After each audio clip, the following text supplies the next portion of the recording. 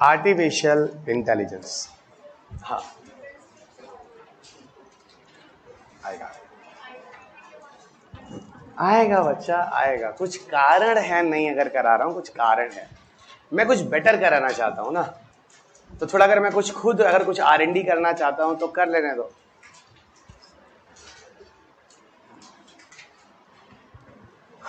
अब आते हैं हम लोग एआई है आर्टिफिशियल इंटेलिजेंस। अब देखो आर्टिफिशियल इंटेलिजेंस में दो टर्म है। एक टर्म है artificial, those represent a machine. एक टर्म है intelligent, those represent the brain. दो चीजें आती हैं। Artificial term represent here as a machine, intelligence term represent here as a brain. तो यहां दो चीजें आपको मिलती हैं। क्या? पहला मशीन और दूसरा ब्रेन। इसका मतलब क्या है? साइंटिस्ट कम्युनिटी पहले ऐसा सोचते थे, क्या ये पॉसिबल है कि हम कभी किसी मशीन को डेवलप करें और वो मशीन बिल्कुल वैसे ही काम करे जैसे कि ह्यूमन करता है? Is it possible to develop a machine those machine work like to human brain? कहने का मतलब ये है, इन रेफरेंस ऑफ तीन वर्ड यूज कर रहा हूं, परफॉर्मेंस, एक्यूरेसी एंड रिलायबिलिटी। ये तीन टर्म मैं हमेशा यूज करता हूं पिछले कई सालों से और आगे भी करता रहूं। मैं चाहता हूं बच्चे ये तीन टर्म याद ही कर लें, रट लें। So it is a machine those work like to human brain in reference of performance, accuracy and reliability। यानी एक ऐसी मशीन है जो बिल्कुल वैसे ही काम करता है जैसे कि ह्यूमन का मस्तिष्क काम करता है, उसके परफॉर्मेंस, एक्यूरेसी और रिलायबिलिटी के अनुसार। रिलायबिलिटी मतलब भरोसेमंद, परफॉर्मेंस मतलब जो अपना काम कर रहा है, एक्यूरेसी मतलब ज्यादा सटीक काम कर रहा है। तो ये सारे टर्म्स उसके लिए आते हैं। तो एक लाइन में लिख लो, it is a machine those work like to human brain. It is a machine those work like to human brain in reference of performance, accuracy and reliability. ठीक है ना? It is a machine those work like to human brain in reference of performance, accuracy and reliability. ये performance, accuracy, reliability बार बार आएगी, आपको robotics में भी आएगा और आपको नैनो टेक्नोलॉजी में भी आएगा। यानी एक मशीन है जो परफॉर्मेंस, एक्यूरेसी, रिलायबिलिटी में बिल्कुल वैसा ही काम कर रहा है जैसे कि एक ह्यूमन काम करता है। ठीक है ना? मनुष्य की तरह काम कर रहा है। अब बात होती है क्या लिटरली ऐसी चीज हमने बनाई है? हाँ बनाई है, तभी तो आज आर्टिफिशियल इंटेलिजेंस की बात कर रहे हैं। और आपको बता दूं आर्टिफिशियल इंटेलिजेंस में 3 क्वेश्चन हो गए। एक तो 2020 का ऐसे है जो आपके पेपर में आ चुका है, दूसरा 2020 के प्रीलिम्स का क्वेश्चन है जो एआई पे आ चुका है, और तीसरा 2023 के मेंस का क्वेश्चन है जो एआई पे आ चुका है। यानी 3 ऐसे क्वेश्चंस हैं जो मैंने एआई पर देखे हैं, वो टॉपिक जो आपके सिलेबस में नहीं लिखा है, फिर भी मैं पढ़ाता हूं, फिर भी मैं लिखता हूं अपने एक्सपीरियंस के दम पे। ये टॉपिक आएगा जरूर, और यूपीएससी ने इसको बार बार प्रूफ किया। और ऐसा भी नहीं है कि मैंने इसको 2020 में अपनी किताब में लिखा है, मैंने इसको पहला एडिशन 2016 में लिख दिया था। आपकी किस्मत हुई 2020 में, फिर पूछा 2020 में, और अगर जब आप इस चैप्टर के लास्ट में जाओगे तो क्वेश्चन आपको एआई का दिख भी जाएगा। पर क्वेश्चन अभी लगाने की जरूरत नहीं है, क्वेश्चन लास्ट में देखेंगे। Got it? वेट। और 2023 में भी आ गया, what about the importance of AI in medical sector. ये 2023 के मेंस का क्वेश्चन था, और मैं आपको पूरा अपडेटेड करा देता हूं। ठीक है ना? जो जो चीजें हैं। अब यहां पे चलते हैं थोड़ा सा एआई के अंदर। देखो बच्चों, जो आर्टिफिशियल इंटेलिजेंस है, अगर इसको हम इसकी स्टडी करें, उस मशीन की जो ह्यूमन के ब्रेन की तरह काम करता है, अगर हम इसकी स्टडी करें तो इसकी स्टडी में मैं आपको बता दूं, ह्यूमन के ब्रेन से अगर हम कंपैरिजन करें तो एआई 2 तरह के होते हैं। So comparison with human brain के बेसिस पर there are 2 types of AI, है ना? अगर ह्यूमन के मस्तिष्क से हम कंपैरेटिव स्टडी करके एआई को समझें तो there are 2 types of AI.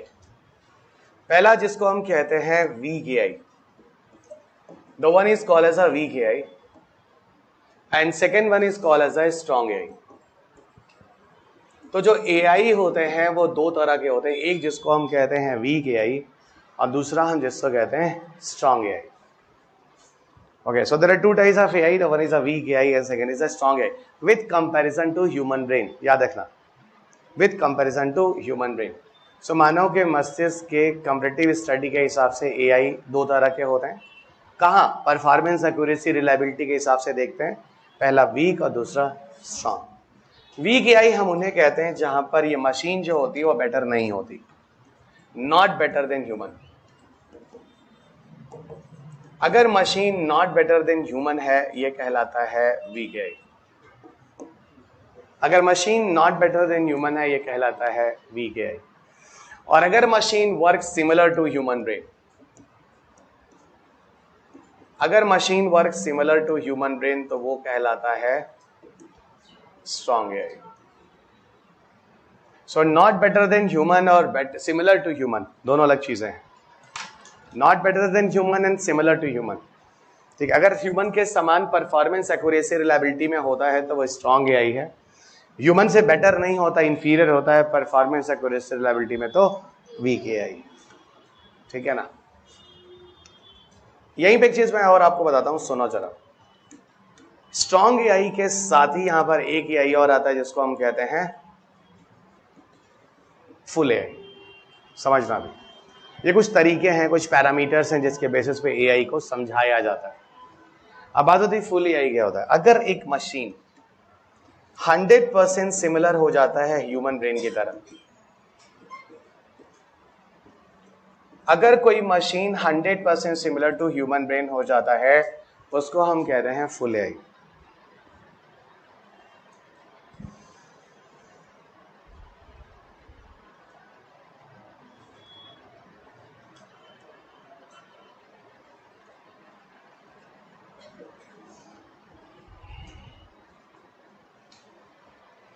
Okay, तो ये हो जाता है फुल एआई।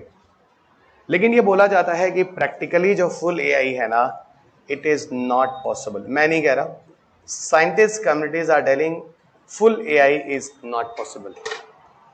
ठीक है भाई, आपने बनाया इस मशीन को और आप नहीं चाहते मशीन को खुद से बेहतर बोलना, ठीक है, हम मान लेते हैं अंगूर खट्टे है ना, अंगूर खट्टे मान लेते हैं, चलो ठीक, आपने बनाया, आप नहीं चाहते कहना कि मशीन हमसे बेहतर काम कर रहा है, तो वो कह रहे हैं कि भाई 100% सिमिलर नहीं हो सकता, तो full AI is not possible. चलो ठीक है, तो ये कुछ एआई का इंट्रोडक्शन है। Again I repeat, performance, accuracy, reliability ये रोबोटिक्स में भी आएगा और ये नैनोटेक में भी आएगा, तो कम से कम 10-12 बार रिवीजन कर लेना। और आपके पेपर है वैसे भी एआई रोबोटिक्स ना, तो में से एक क्वेश्चन आपके पेपर में हर 1-2 साल इंटरवल पर आपके मेंस में क्वेश्चन आ भी जाता है, आ जाता है, ठीक है।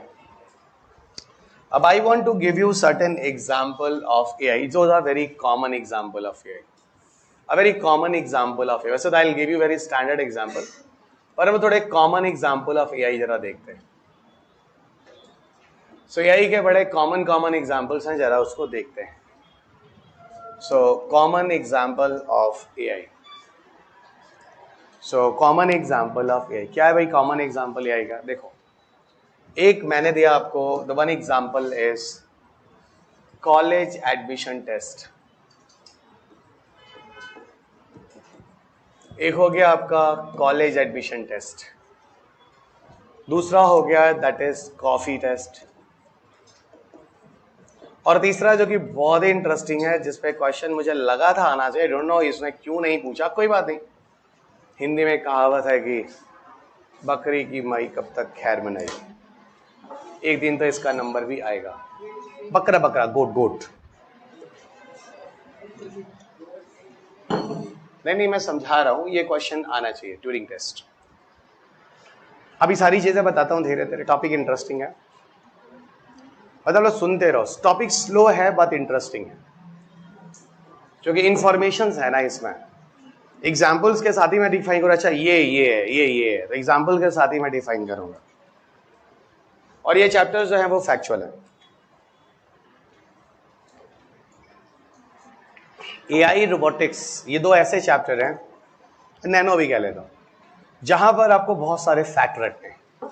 और जो बच्चे फैक्ट ज्यादा रटेंगे, these student will be more and more safe, और ये ज्यादा नंबर पाएंगे, क्योंकि अगर आप एग्जाम्पल्स के साथ लिखोगे तो स्कोर ज्यादा होगा, और थियरी की तरह लिखोगे, नहीं बताओगे ये एग्जाम्पल की ये थियरी है, तब अच्छे नंबर नहीं मिले, और थियरी एग्जाम्पल के साथ बताओगे तो भैया बढ़िया नंबर मिला। वो अभी मैं आपको धीरे धीरे बताता हूँ, और थोड़ी देर बाद मैं आपको ना एआई, रोबोटिक्स और नैनो के सारे मेन से क्वेश्चन भी दिखा दूंगा, ताकि आपका दिमाग खोल जाए, अच्छा ऐसे क्वेश्चन आते हैं, ऐसे कर रहे हैं, क्लियर, और वो बहुत ज्यादा जरूरी है।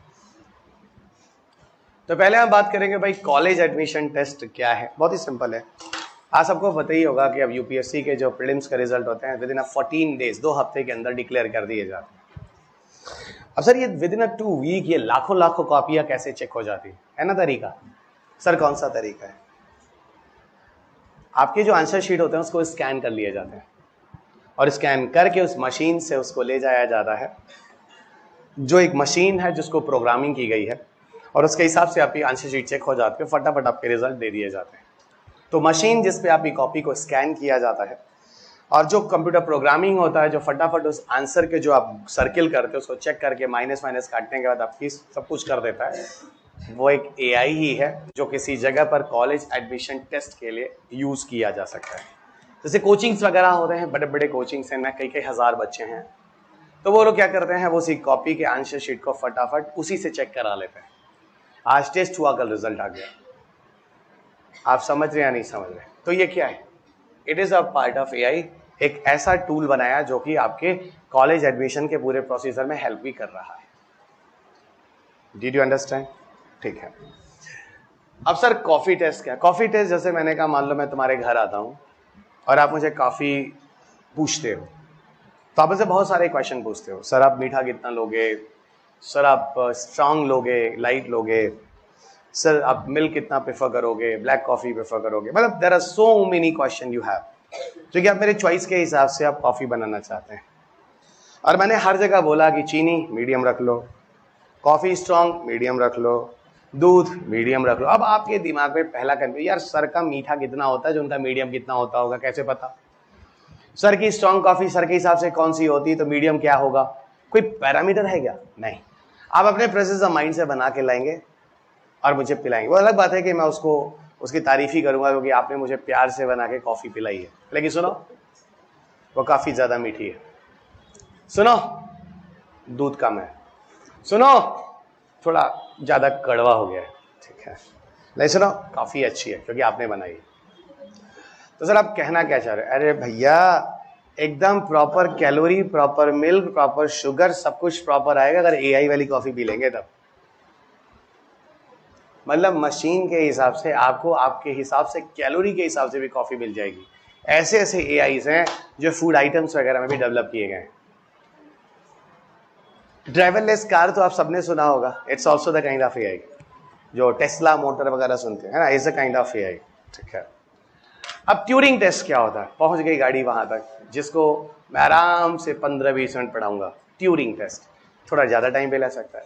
ट्यूरिंग टेस्ट को 7th एडिशन की किताब में मैंने थोड़ा कुछ एग्जाम्पल्स के थ्रू और बेहतर तरीके से समझाने की कोशिश की है। ट्यूरिंग टेस्ट हम कहते हैं बच्चों ह्यूमन मशीन टॉक को। क्या बोलते हैं? Human machine talk. So what is a Turing test? Turing test is a human machine talk. अब पहले तो होगा कि सर ट्यूरिंग टेस्ट क्या होता है? Again I repeat guys, I am expecting this question for coming up examination as a most important topic for your examination. मैंने कहा आएगा तो जरूर आएगा। तो ट्यूरिंग टेस्ट क्या हो गया? Human machine talk. क्या है ट्यूरिंग टेस्ट? पहले समझाता हूं। मान लो ये मैं हूं, मान लो ये मैं हूं, मेरे सामने एक कंप्यूटर और मैं यहां बैठा हुआ हूं, इट्स मी। ये एक दीवार है, वॉल है ना? ये आप हो, इट्स यू, और आप कंप्यूटर के सामने बैठे हो। ट्यूरिंग टेस्ट प्रैक्टिकली बता रहा हूं, देखना जरा। ये एक कंप्यूटर है, एक मशीन है, कुछ भी कह ले, एक मशीन है। बाय द वे कंप्यूटर को भी हम जब डिफाइन करते हैं, बच्चों की किताबों में पढ़ो तो कंप्यूटर को डिफाइन किया गया, क्या लिखा गया? It is a machine.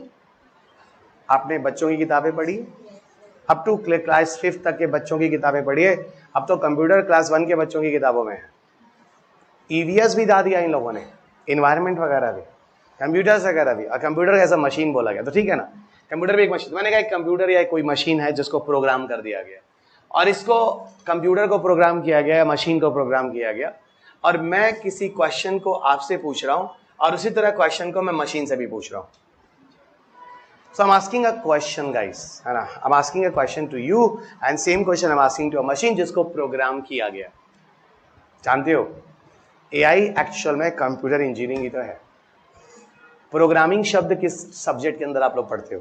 Computer science पढ़ते हो। तो AI जो है वो कंप्यूटर इंजीनियरिंग के अंदर आता है, और AI के अंदर रोबोट्स आता है। एक हायरार्की आपको समझ में आ रही है? AI के बहुत सारे थ्रस्ट एरियाज हैं, ये सब खत्म होंगे तो मैं थ्रस्ट एरियाज शुरू करूंगा तो वहां बताऊंगा। ओके, पहले जरा सा ट्यूरिंग टेस्ट को कर लेते हैं। ट्यूरिंग टेस्ट ह्यूमन मशीन का। तो मैंने भाई एक क्वेश्चन पूछा, आपसे पूछा ये बताओ a+b का whole square is equal to कितना? आपसे नहीं, इस आपसे पूछ रहा हूं मैं। वो अलग बात है आप काफी एक्साइटमेंट हो गए, रोक नहीं पाए। a square plus B square plus 2ab, तो a+b का whole square is equal to कितना? a square plus B square plus 2ab। अच्छी बात है। तो जो a square plus B square plus 2ab है, आपने तो वही बताया, और यही क्वेश्चन जब मैंने इस मशीन से पूछा, भाई मशीन ने भी यही बताया, मशीन ने भी यही बताया। इसका मतलब इस मशीन को इतना बढ़िया प्रोग्रामिंग की गई है कि बिल्कुल वैसा ही जवाब दे रहा है जैसा कि ह्यूमन जवाब दे रहा है। Not only one question, many of questions. और जो आंसर्स मुझे इससे मिला, इस व्यक्ति से, इस ह्यूमन से, सेम आंसर मुझे इससे मिला मशीन। इसका सीधा मतलब है कि मशीन इतना बढ़िया प्रोग्राम्ड है, बिल्कुल उसी तरह से आंसर और जवाब दे रहा है जो कि ह्यूमन दे रहा है। इसी को कहते हैं ह्यूमन मशीन टॉक। और इस टॉक में ये मशीन पास हो गया, और ये ट्यूरिंग टेस्ट पास मशीन हो गई। थोड़ा तो समझ में आया होगा। मैं थोड़ा सा प्रैक्टिकली चीजों को समझाने की कोशिश कर रहा हूं, क्योंकि आप मेरी क्लास में है ना। फिर भी मैं हवा में समझा के चला गया तो फिर मेरे को भी तो सेटिस्फैक्शन मिलना चाहिए कि भाई अच्छे से समझाओ बच्चों को, जहां जरूरत है वहां पे अच्छे से। तो मेरे ख्याल से मैंने ट्यूरिंग टेस्ट समझा लिया।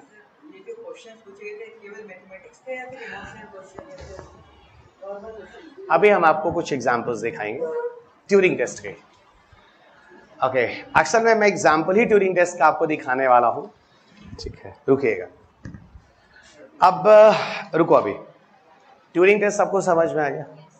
ट्यूरिंग टेस्ट जो नाम है ना, वही बंदे के नाम पर रखा गया, और उस शख्स का नाम है एलन ट्यूरिंग। क्या नाम है? Alan Turing.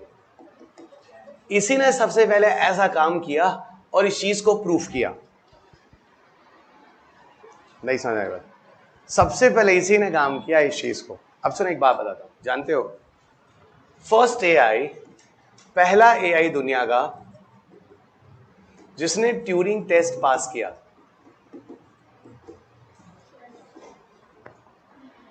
उसका नाम क्या है? चैट जीपीटी पहला नहीं है, chat GPT is the second one. First Turing test pass AI क्या है? आपकी बुक में मैंने लिखा हुआ है, फर्स्ट ट्यूरिंग टेस्ट पास जो AI है उसका नाम है यूजीन गुड्समैन। मेरा देखो लिखा होगा यूजीन गुड्समैन। और जिस बंदे ने बनाया था उसका नाम है सैम अल्टमैन। मिला क्या इस बंदे का नाम? सो दुनिया का पहला AI जो ट्यूरिंग टेस्ट को पास करता है वो कौन है? Eugene Goostman. किसने बनाया था उस AI को? Sam Altman. Actually Sam Altman जो था, ऐसा कहते हैं वो एलन मस्क का बहुत अच्छा फ्रेंड भी था, दोनों मिलकर बना रहे थे। लेकिन जो एलन मस्क था उसने सरेंडर कर दिया, यार मैं इसमें नहीं लगाऊंगा अपना दिमाग और पैसे, मैं जा रहा दुनिया में स्पेस रिसर्च पे बड़े बड़े धमाके करने। तो वो चला गया स्पेस एक्स में बिजी हो गया, उसने ये काम छोड़ दिया, बाद में इसने ये चीज बना ली। और आज देखो हम लोग इसकी बात कर रहे हैं। तो यहाँ पे दो बंदे थे, सैम अल्टमन और एलॉन मस्क। अच्छा, अब यहीं पर हम लोग बात कर लें जो सेकंड एआई है। सेकंड एआई जो है, जो ट्यूरिंग टेस्ट पास करता है, और शायद मैं थोड़ा सा गड़बड़ कर गया है ना, ये थोड़ा ध्यान देना, एक मिनट। हाँ, वो थोड़ा गड़बड़ हो गया। ये एलन ट्यूरिंग है भाई, उसी के नाम पे तो ट्यूरिंग रखा गया।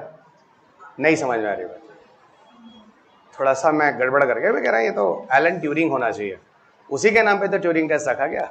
जिस बंदे ने पहला एआई बनाया उसका नाम यूजीन एड्समैन था, है ना, जो एआई बना है ना यूजीन गुड्स में, इसको बनाया एलन ट्यूरिंग ने था, इसीलिए इस टेस्ट को इसने ट्यूरिंग टेस्ट का नाम दिया था। नई बात समझ में आ रही है? जो चैट जीपीटी था, इधर आओ, चैट जीपीटी था, जो दुनिया का सेकंड एआई है जिसने ट्यूरिंग टेस्ट पास किया है, वो है बच्चा चैट जीपीटी। और इसको बनाने वाला था कौन? सैम अल्टमैन, और उसके साथ कौन? Elon Musk. अब गड़बड़ तो नहीं हो रहा है? या मैं फिर से बोल दूं? ये बिल्कुल गड़बड़ होने की चीज नहीं है, दोनों चीजें अलग अलग जगह लिखी हुई हैं, अब इससे गड़बड़ क्या हो सकता है? और इसी में पहले कौन भी था? एलन मस्क भी था, पर बाद में इस बंदे ने सरेंडर कर दिया। इसका सीधा मतलब है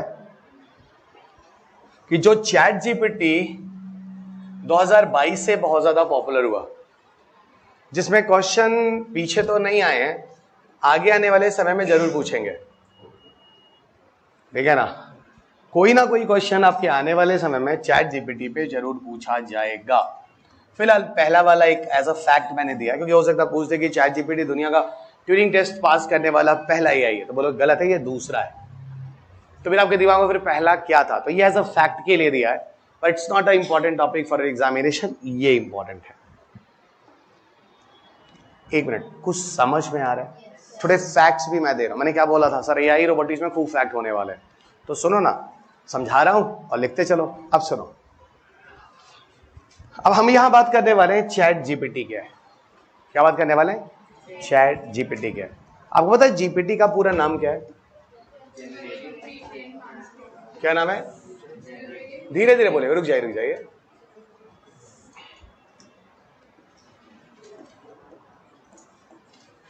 जनरेटिव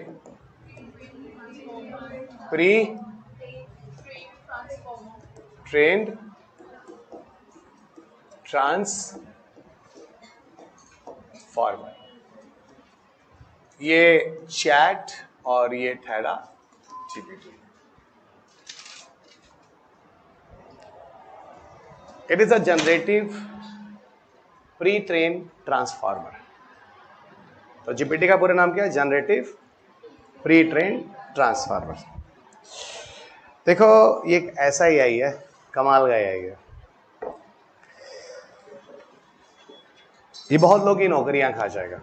वहीं से बात उठाते हैं जो डिस्कशन का विषय होता है। सर किन लोगों की नौकरी खाएगा? मेरा छोड़ के बाकी सबकी। हाँ, वो आप सुन चुके हैं। अब इस टॉपिक तक पहुंचते पहुंचते आप चौथी बार वो चीज़ सुन रहे हैं जो मैं बोलने जा रहा हूँ। और ये मेरी आदत है कि मैं ऐसे पढ़ाते ही हूँ कि चीज़ों को बार बार सुनाते रहो इन बच्चों को, ताकि वो चीज़ें याद हो जाएं। ठीक है, क्योंकि आप भी जब अपने नोट्स को बार बार रिवाइज करेंगे तभी जाके साइंस तक याद होगा। नहीं तो कुछ लोगों को अभी 10 दिन के बाद मेरे जाता है सिलेबस खत्म होते ही सब कुछ साफ हो जाएगा, इसकी मैं गारंटी ले सकता हूँ। और फिर वो लास्ट टाइम जब उठाएंगे एग्जाम के 1 महीने पहले, तो क्या होता है? आपका हाथ पैर फूल जाता है, साइंस में कुछ भी नहीं आता। हाँ, क्योंकि आपने बीच में 2 बार रिवीजन नहीं किया ना। और 90% बच्चे लास्ट से इसलिए हार जाते हैं इस एग्जाम में, क्योंकि वो बीच में रिवीजन नहीं करते। ठीक है, चले वो आप देख लीजिएगा, आपका स्ट्रैटेजी फिर गलत है। रिवीजन अगर 2 बार नहीं किया एग्जाम तक जाते जाते बीच में, तो आप सारी चीजें भूल चुके होंगे। कुछ बच्चे तो ऐसे होते हैं जो क्लास के साथ साथ ही नहीं पढ़ रहे होते, उनका तो भगवान ही मालिक है, उनका छोड़ दीजिए। वो सोचते हैं कल पढ़ेंगे परसों पढ़ेंगे, और 17 घंटे के अंदर 70% चीजें भूल जाते हैं। ऐसा विवेकानंद बोलते थे। चलेगा, तो सर हम तो इतने दिन से नहीं पढ़े, तो आप मेरी क्लास को अगले बैच में फिर से पढ़िएगा, फिर से फीस दे के आइएगा, आपने सब बर्बाद कर दिया। तो सर ये बताओ ये नौकरियां कैसे खा जाएगा? बात वहीं से शुरू करते हैं। देखो ऐसा है, नौकरियां ये उन्हीं लोग ही खाएगा जो लोग ओरिजिनल नहीं है, जो लोग कॉपी और पेस्टेड मटेरियल हैं, जिनकी अपनी पहचान नहीं है। जैसे बच्चे कहते हैं कि सर मेरे को ना सृष्टि देशमुख बनना है, तुम तो फेल हो जाओगे पहले। कुछ लगाएंगे कहेंगे मेरे को सर वो अनुदीप गुरु शेट्टी बनना है, आप भी फेल हो गए। कुछ लोग आएंगे सर टीना बनना है, आप भी फेल हो गए। तो सर इसमें पास, तुम कौन हो, तुम्हारा क्या नाम है तुम्हारा? विकी है ना? विकी कह रहा है सर मुझे विकी बनना है, मैं कहूंगा विकी तू पास हो गया। क्यों? क्योंकि तुम अपनी पहचान खुद बना रहे हो ना, तुम किसी को कॉपी नहीं कर रहे हो। टीना को, श्रुति और इन लोगों को कॉपी करने वाले लाखों हैं, जो अपनी पहचान बनाएगा उसी का तो स्किल है, वही सरवाइव करेगा। बाकी सारे copy paste material out out out. अरे जब तुम श्रुति देशमुख और टीना डावी और ये बनोगे तो तुम कब बनोगे? जब तुम खुद ही कॉपी मटेरियल हो, ओरिजिनल हो ही नहीं, तो तुम एग्जाम के लिए कभी डिजर्व करते ही नहीं। जब तुमको खुद पे ही भरोसा नहीं अपने स्किल पर, तो लोग आपकी तरह कैसे बनेंगे? क्योंकि आप सफल हो ही नहीं सकते ना, क्योंकि आप तो दूसरों को कॉपी करने वाले हैं। मेरे को क्या बनना था, मैं बन गया, मैं किसी को कॉपी नहीं कर रहा। नहीं बात समझ आएगा? तो सर इनडायरेक्टली आप क्या मैसेज दे रहे थे, मैं समझ गया। हमें अपने स्किल को डेवलप करना है। अगर हम किसी चीज की कॉपी और पेस्ट मटेरियल लाते हैं, ये चीज तो हर कोई ला सकता है, और ये चीज आपके सामने चैट जीपीटी ला के दे देगा। मतलब जैसे मान लो, जैसे किसी कोचिंग इंस्टीट्यूशन में आप टेस्ट सीरीज होती है, उसका पूरा टेस्ट पेपर कुछ लोग बैठ के बनाते हैं। ये वही बच्चे होते हैं जो यूपीएससी 3 बार दिए होते हैं, 2 बार दिए होते हैं, पीटी क्वालिफाई होता है, मेंस फंस जाते हैं, इंटरव्यू फंस जाते हैं। ये बच्चे आपके लिए टेस्ट पेपर बनाते हैं। तो सर मतलब हमसे 2-3 साल सीनियर लोग हमारा टेस्ट पेपर बनाते हैं। एग्जैक्टली, हर कोचिंग इंस्टीट्यूशन में यही होता है ना। तो हम जैसे टीचर के पास टाइम है कि आप लोग ये बैठ के बनाएंगे, और हम जैसे टीचर को इसमें कोई पेमेंट भी नहीं है टेस्ट पेपर बनाने में, और हम लोग का टाइम भी बर्बाद हो जाए। उससे अच्छा हम 10 घंटे पढ़ा लें। तो हम लोग जनरली जो ज़्यादा प्रोफेशनल इस तरह के लोग हैं वो क्लासरूम में जाते हैं, कंटेंट डेवलपर होते हैं। और कोचिंगें कंटेंट डेवलपर की जॉब न्यूज़पेपर में डालती हैं और लोग जाके अप्लाई करते हैं, और 40,000, 50,000, 1.5 लाख रुपए तक सैलरी होती है। अब ये लोग सब फायर हो जाएंगे, क्योंकि चैट जीपीटी होगा वो पूरा का पूरा आपका टेस्ट पेपर बना के आपको दे देगा, और वो भी एकदम ओरिजिनल टेस्ट पेपर, ये भी नहीं इंटरनेट से जाके कहीं से कॉपी और पेस्ट करेगा। तो सर आप ये कह रहे हैं कि मान लो मेरे को चैट जीपीटी पे कुछ पढ़ना है, तो ठीक है, आप चैट जीपीटी को इंस्टॉल कर लो अपने मोबाइल फोन में, जो एप्लीकेशंस हैं। मेरे पास भी एक ओपन एआई, लेकिन मैं उसको यूज नहीं करता। एक बार ही मैंने यूज किया था, मुझे याद है, ठीक है, एक बार ही मैंने यूज किया था, मुझे याद है, जब मैंने पहली बार 600 कुछ रुपए में उसको इंस्टॉल किया था, सब्सक्रिप्शन लिया था, बड़ा महंगा था उस टाइम, आजकल क्या है मुझे पता नहीं, मुझे जरूरत भी नहीं थी। तो मैं अपना एग्जांपल बताता हूँ मैंने चैट जीपीटी को कैसे यूज़ किया। वैसे तो ये आपको इंटरनेट पे ऑनलाइन जाओ आपको फ्री भी मिल जाता है, पर भैया मैं तो अच्छा वाला वर्जन लिया। पढ़ना है, बच्चों को पढ़ाना है, तो मैं प्रैक्टिकल यूज़ कर लेता हूँ ना, तो एकदम फील करके बताऊंगा, तब तो कोई कंफ्यूजन ही नहीं रह जाएगा। कोई बच्चा कुछ ही पूछेगा, मैं एकदम ओपनली बता दूँ ऐसा है कि नहीं। जब आप किसी चीज़ को प्रैक्टिकली देख लेते, और यहाँ प्रैक्टिकल करना संभव था, मैंने ले लिया। उसके बाद मैंने कभी रिचार्ज नहीं किया, उसके बाद मैंने कभी भी रिचार्ज नहीं किया। अब सुनो बच्चों, इसमें है क्या?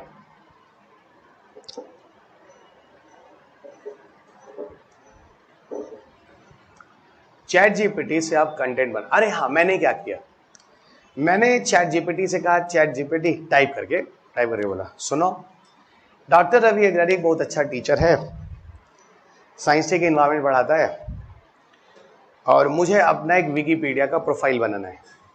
यानी आजकल जो लोग विश्वव्यापी हो गए हैं, मतलब बहुत पॉपुलर हो गए हैं दुनिया में, तो पॉपुलर होने के लिए उन्होंने सोशल मीडिया का बड़ा यूज़ किया है।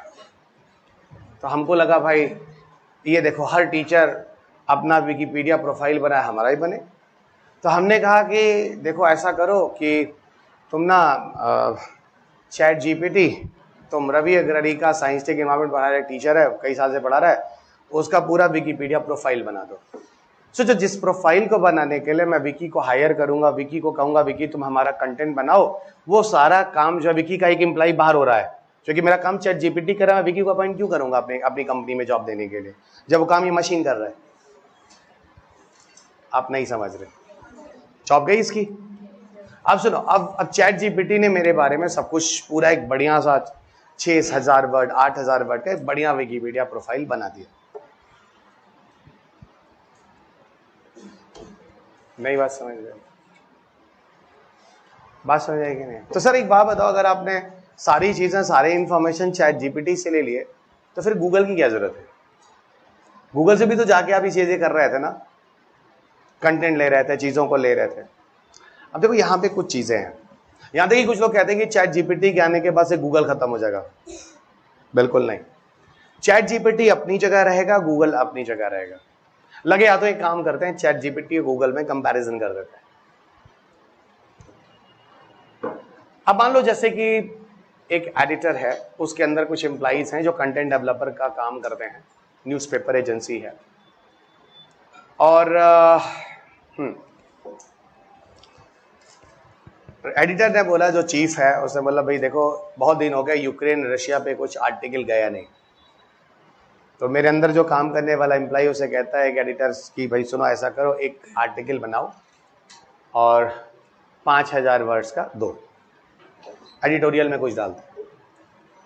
तो वो आदमी क्या कर रहा है, भैया शाम को कल 4 बजे चाहिए। देखो अभी इसमें कहाँ चैट जीपीटी आ रही है, वो क्या करेगा, वो तो छुट्टी गया, 10 बजे नहीं आया, 11 बजे नहीं आया, 2 बजे नहीं आया, 3 बजे नहीं आया, 4 बजे देना है, 3 बजे तक अभी कुछ नहीं, अभी कुछ तो कोई काम नहीं किया, जिंदगी जी रहा है। ठीक डॉट 3:30 बजे ऑफिस में पहुंचा, चैट जीपीटी खोला और चैट जीपीटी ने एक ओरिजिनल कंटेंट उसको यूक्रेन और रशिया पे बनाकर उसको दे दिया। एक बार पढ़ लिया, हल्का फुल्का अगर कोई 1-8% एरर है तो, और उसको ले जाके एडिटर को दे दिया, एडिटर खुश। सोचो उस चीज को जिसको सीखने में किसी बंदे की जिंदगी खत्म हो गई थी, 20 साल 15 साल, जिसने ये चीजें सीखी है, रीडिंग करना, इतना शॉर्ट टर्म थोड़ी ना था, टाइम लगता है, एक्सपीरियंस होता है। उस चीज को चैट जीपीटी ने 1 मिनट में बनाकर दे दिया। सुनो, जिस दिन एडिटर को ये चीजें पता चली ना, चीफ एडिटर को, वो इसकी भी नौकरी ले लेगा, वो खुद काम कर लेगा जो काम तुम कर रहे हो। सर एक और बंदे की नौकरी गई। आप समझ रहे हैं मैं क्या कह रहा हूं? आपको बताऊं, विदेशों में लोग चैट जीपीटी को लेकर अनशन कर रहे हैं, सरकार को बोल रहे हैं ना ये चीजें ठीक नहीं है, चीजें नहीं आनी चाहिए। भारत में ऐसा कोई अनशन आपने सुना चैट जीपीटी को लेकर? वहां यह है कि नौकरियां हैं, लोग फायर हो जाएंगे। यहां कोई दिक्कत ही, नौकरी नहीं है तो फायर किससे करोगे, तो यहां कोई बैठेगा ही नहीं। आप नहीं समझे, यहां किसको प्रॉब्लम होने वाली, नौकरी है ही नहीं, किसको फायर करेगा, तुमको पहली नौकरी नहीं है। आप समझ रहे हैं? ठीक है, तो सर ये तो कंफर्म हो गया कि स्किल वाले लोग रहेंगे। कौन लोग रहेंगे? स्किल वाले लोग रहेंगे। अब जैसे सर आप चीजों को ना ऐसे एग्जाम्पल लेकर, इस तरीके से घुसकर हमारे फेस रीडिंग को कर आप समझाते हैं ना, वो तो प्रैक्टिकल होगा, उससे क्या लेना आया, समझ आया नहीं आया। चलो हाँ, मैं थोड़ा अपनी तारीफ कर रहा था, ठीक है। अब रुको, अभी सर वो बताओ ना, वो मेरे ख्याल से आपको एग्जांपल्स बढ़िया से समझ में आ रहे ना, स्टोरी की तरह समझो, इतनी सारी टेक्निकल चीजें एक जगह लाकर स्टोरी की तरह समझा दे रहे हैं, अब सिंपल करके। सर वो बताओ, सर वो चैट जीपीटी और गूगल वाला वो कंपैरिजन, कौन महान है कौन नहीं महान है? अब सुनो, ऐसा है कि चैट जीपीटी को मैंने कहा कि तुम बताओ रवि अग्रवाल सर के बारे में, वही जो मैंने भी बोला, उसने बना दिया बढ़िया प्रोफाइल। उसने जो प्रोफाइल बनाई उसमें उसने ये नहीं बताया ये इंफॉर्मेशन उसने कहां से लिया।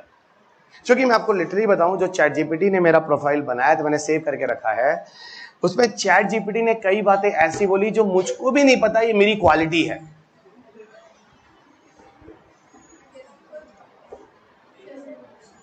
वही तो हमको भी नहीं समझ में आ रहा कि ये मेरी क्वालिटी है, तो मुझे भी नहीं पता, पर चैट जीपीटी ने मेरा बना दिया। कमाल का विकिपीडिया प्रोफाइल, और इतना ज्यादा तारीफ था कि बच्चा अपना विकिपीडिया प्रोफाइल पे उसको अपडेट ही नहीं किए, था ही नहीं वो मैं जो इतनी तारीफ कर गया था मैं।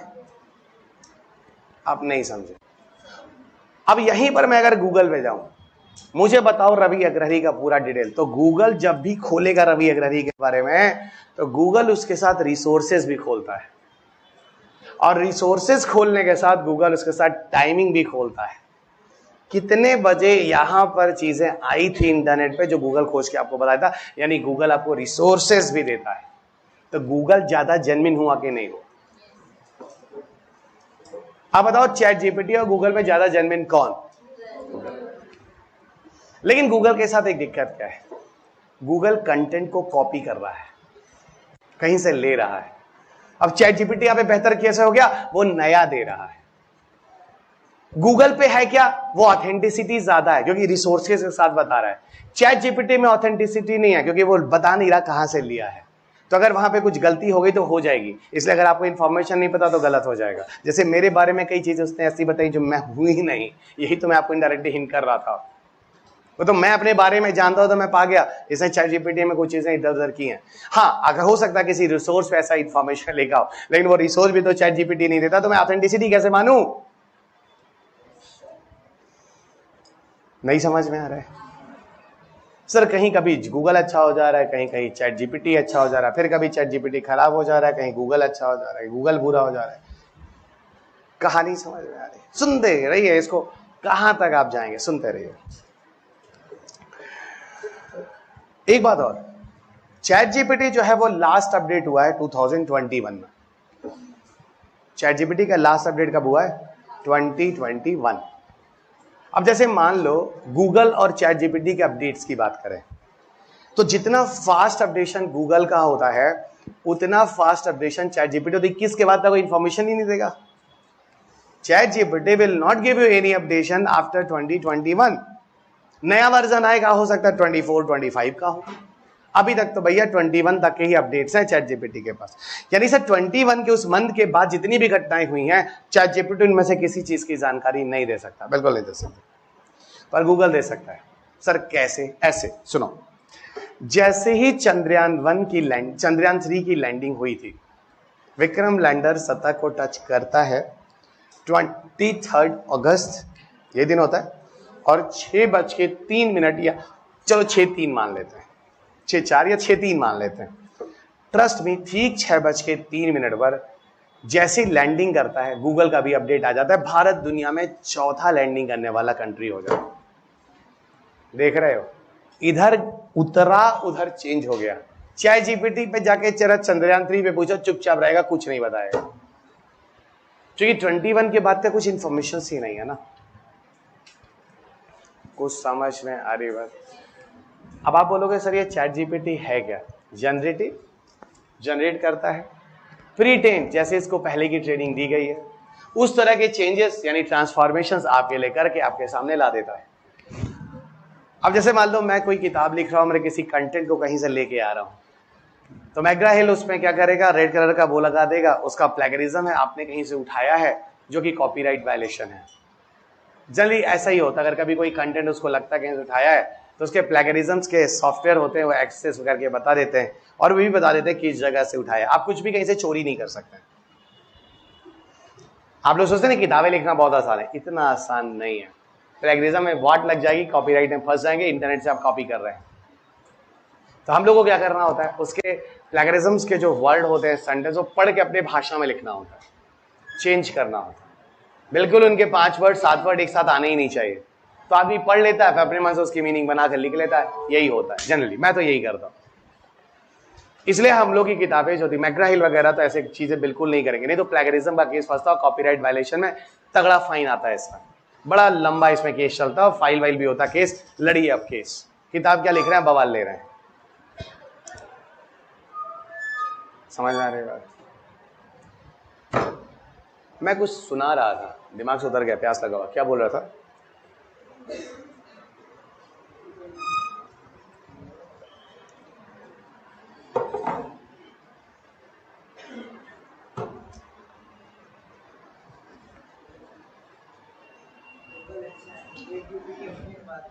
चैट जीपीटी बात हो गया, चलिए बता दिया मैंने, लगता कुछ बचा है इसमें। ओह, ये भी बहुत बच्चे पूछते हैं सर, यूपीएससी के प्रीलिम्स का एग्जाम चैट जीपीटी ने दिया था, फेल हो गया था, वो 28% या कितना स्कोर कर पाया था, ऐसा कुछ। ठीक है, तुम्हारी जॉब नहीं जाएगी, क्या पता 23 का 24 का अपडेट होने के बाद तुम्हारी नौकरी चली जाए।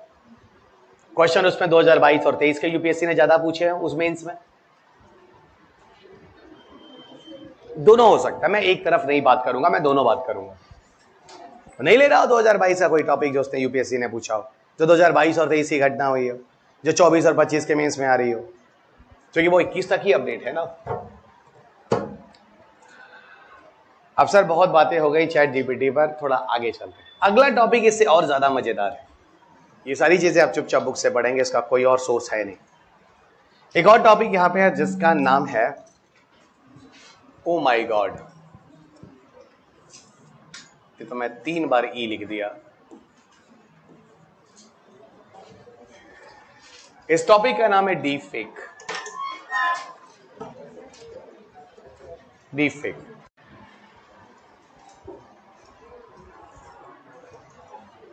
अब सर ये डीप फेक है, बहुत खतरनाक एआई है ये, और इसको बैन कर दिया गया। आपका स्टेटस, आपकी वजूद, आपकी पहचान, आपकी वैल्यू, आपका सोशल स्टेटस वगैरह सब कुछ डिस्ट्रॉय कर सकता है ये। कौन? Deep fake. ऐसा एआई है जो आपको बर्बाद कर सकता है। अब यहां मैं सब बच्चों को थोड़ा सा अलर्ट करूंगा। हर बच्चा यहां 18+ बैठा हुआ है, 18+ है ना? कोई 18 से कम का तो नहीं बैठा? तुम हो तो तुम बाहर जाओ। है अभी जस्ट 18 हुआ है, अच्छा तब बैठे रहो, 18 हो गया। ऐसा है कि क्या हुआ, अब सुनो। ऐसा है कि समझो जब डीप फेक, इसका टोपी उसके सर, उसका टोपी इसके सर, यही है डीप फेक। इसका टोपी उसके सर, उसका टोपी इसके सर। समझाने का तरीका बचा है ना, रुको अभी। समझ में किसी को नहीं आया, ट्रस्ट मी। तुमको आया? नहीं, देखो घबराओ नहीं, किसी को नहीं आया, उसको भी नहीं आया अच्छे से। अगर हम पूछे तो नहीं बता पाएगा, ट्रस्ट मी, है ना। ओवर कॉन्फिडेंस में कुछ लोग बोलते हैं। सुनो, ऐसा है कि एक ऐसा वीडियो आया जिसमें ओबामा जी ट्रम्प को गालियां दे रहे थे। डीप फेक समझो, बहुत मजेदार टॉपिक है, और स्टोरी की तरह टेक्निकल चीज समझ जाओगे। और आपके पेपर में स्टोरी ही आपका पीटी का क्वेश्चन है, मार दोगे, तो टेक्निकल चीज आती नहीं है। ओबामा साहब ट्रम्प को गालियां दे रहे हैं, और वो वीडियो आपको मिल भी जाएगा। सिर्फ ये लिख दे देना, Obama uses on Trump deep fake, इतना ही यूट्यूब पर डालोगे, खट से मिल जाएगा।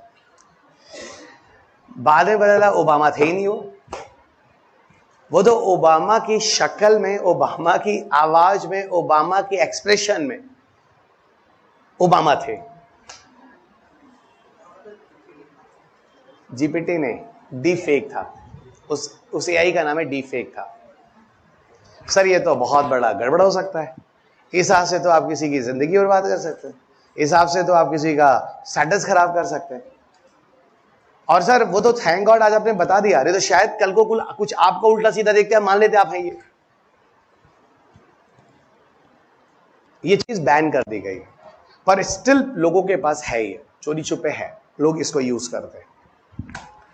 अब इसको मैं थोड़ा अगले स्टेप की तरफ लिया। एग्जाम्पल मैंने ओबामा का पढ़ाया, और आपने थोड़ा थोड़ा हल्का हल्का समझने लगे इसमें हो क्या रहा है। ठीक है, अब कहानी समझो। आपको मान लो कोई कॉल आती है, पहले तो सबको अलर्ट कर रहा हूं, अननोन लोगों से कॉल करने की और बात करने की कोई जरूरत नहीं है। अननोन लोगों से बिल्कुल भी कॉल वगैरह पे जाने की जरूरत नहीं है। ये ऐसा एआई है जो आपके फेस को रीड करता है, आपके वॉइस को रीड करता है, आपके एक्सप्रेशन को रीड करता है, और इसकी टोपी यानी आपका चेहरा किसी और चेहरे पे सेट हो जाता है, और इसकी टोपी उसके सर पे दिखती है। मतलब ऐसा लगता है कि आप उस जगह इन्वॉल्व थे और इन चीजों को वायरल करके आपका सोशल स्टेटस बर्बाद किया जा सकता है, आपसे फिरौती मांगी जा सकती है, जबकि आप तो इन सब चीजों में कहीं इन्वॉल्व ही नहीं थे। अभी नहीं समझ आएगा, थोड़ा थोड़ा हल्का हल्का, ठीक है। अब सुनो, जैसे कि आप किसी के सोशल स्टेटस वगैरह बर्बाद कर ही रहे, किसी से फिरौती मांग सकते हैं, पैसा वैसा। ज्यादातर इसमें जो नई जनरेशन के लोग होते हैं या फिर जो महिलाएं विलाएं होती हैं, फीमेल्स वगैरह होते हैं, इनको लोग टारगेट करते हैं। बोल देंगे कि भाई आपका एक लॉटरी निकला है 10 लाख रुपए का, और हमारा जो बॉस है टेलीफोन कॉल वेरिफिकेशन वेरीफाई करेगा, और उस वेरीफाई को करने के बाद वो आपको पैसे है ना दे देगा, और आपको 20 सेकंड के लिए वीडियो कॉल पे आना पड़ेगा। तो भैया 10 लाख रुपए पे 20 सेकंड के लिए कौन सा इसमें उल्टा सीधा करने को कह रहा है, सामने करके बतियत करने कह रहा है, सामने एक डिस्टेंस में रखिए, आपसे वेरीफाई कर ले। आप वेरीफाई कर लिए, 10 सेकंड के बाद आपके पास एक वीडियो आता है जिसमें दिख रहा है आप किसी पॉर्न के साथ इन्वॉल्व हो रहे हैं और आपका पॉर्न नहीं है। आपको क्या ऐसा कुछ तो था ही नहीं, ऐसा कुछ तो हुआ ही नहीं, ये आ कैसे गया? सारा आपका एक्सप्रेशन, सबकी आवाज, सबकी रीड करने के बाद वो बनाकर आपको दिया गया, फिर आपसे कहा सुनिए ये ना मैं भी यूट्यूब पे डाल दूंगा। जनता तो मूर्ख ही है भारत की, उसका नॉलेज है कितना पढ़ा लिखा है, वो तो तुरंत मानेगा और वो बच्चा शख्स होगा छत पर से कूद के 6वें फ्लोर पे आत्महत्या कर लेगा, जब भी कुछ था ही नहीं।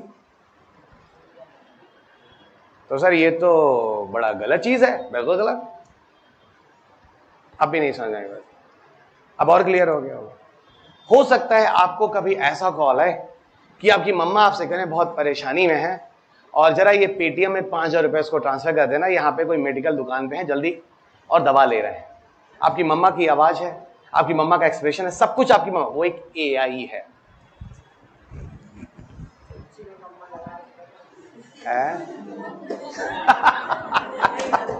सच्ची में मम्मा आ जाए, कंफ्यूज हो जाए, तब यही मैं कह रहा हूं कि आपको कंफ्यूज कर देगा ये एआई, आपकी वॉइस, आपकी वीडियोस। आप नहीं समझे मैं क्या कह रहा हूं? Everybody clear? नहीं समझे बात?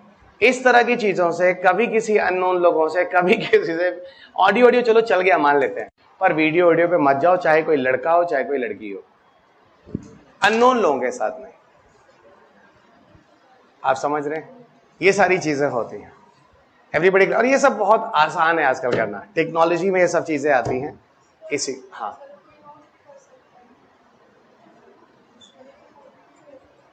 तो बच्चा कोई करे, नोन करे अननोन करे, क्या जाता है? अब ये अपनी किस्मत है, अपना होशियारी है, इसमें हम क्या बताएं। चलिए, आप डीप फेक समझे कि नहीं समझे? बढ़िया समझ गए। ये एआई का एक मिसयूज है, लेकिन सुनो इसका यूज भी तो हो सकता है, इसका यूज भी हो सकता है। आज हम गांधी जी को गांधी जी के फॉर्म में ओरिजिनल दिखा सकते हैं किसी मूवीज एनिमेशंस में। नई जनता को फिर से हम गांधी जी दिखा सकते हैं, उनके कुछ वीडियोस और वो मिल गए एआई से लेकर, उनके वीडियोस उस तरह का बनाकर रियल गांधी जी का चेहरा देखिए।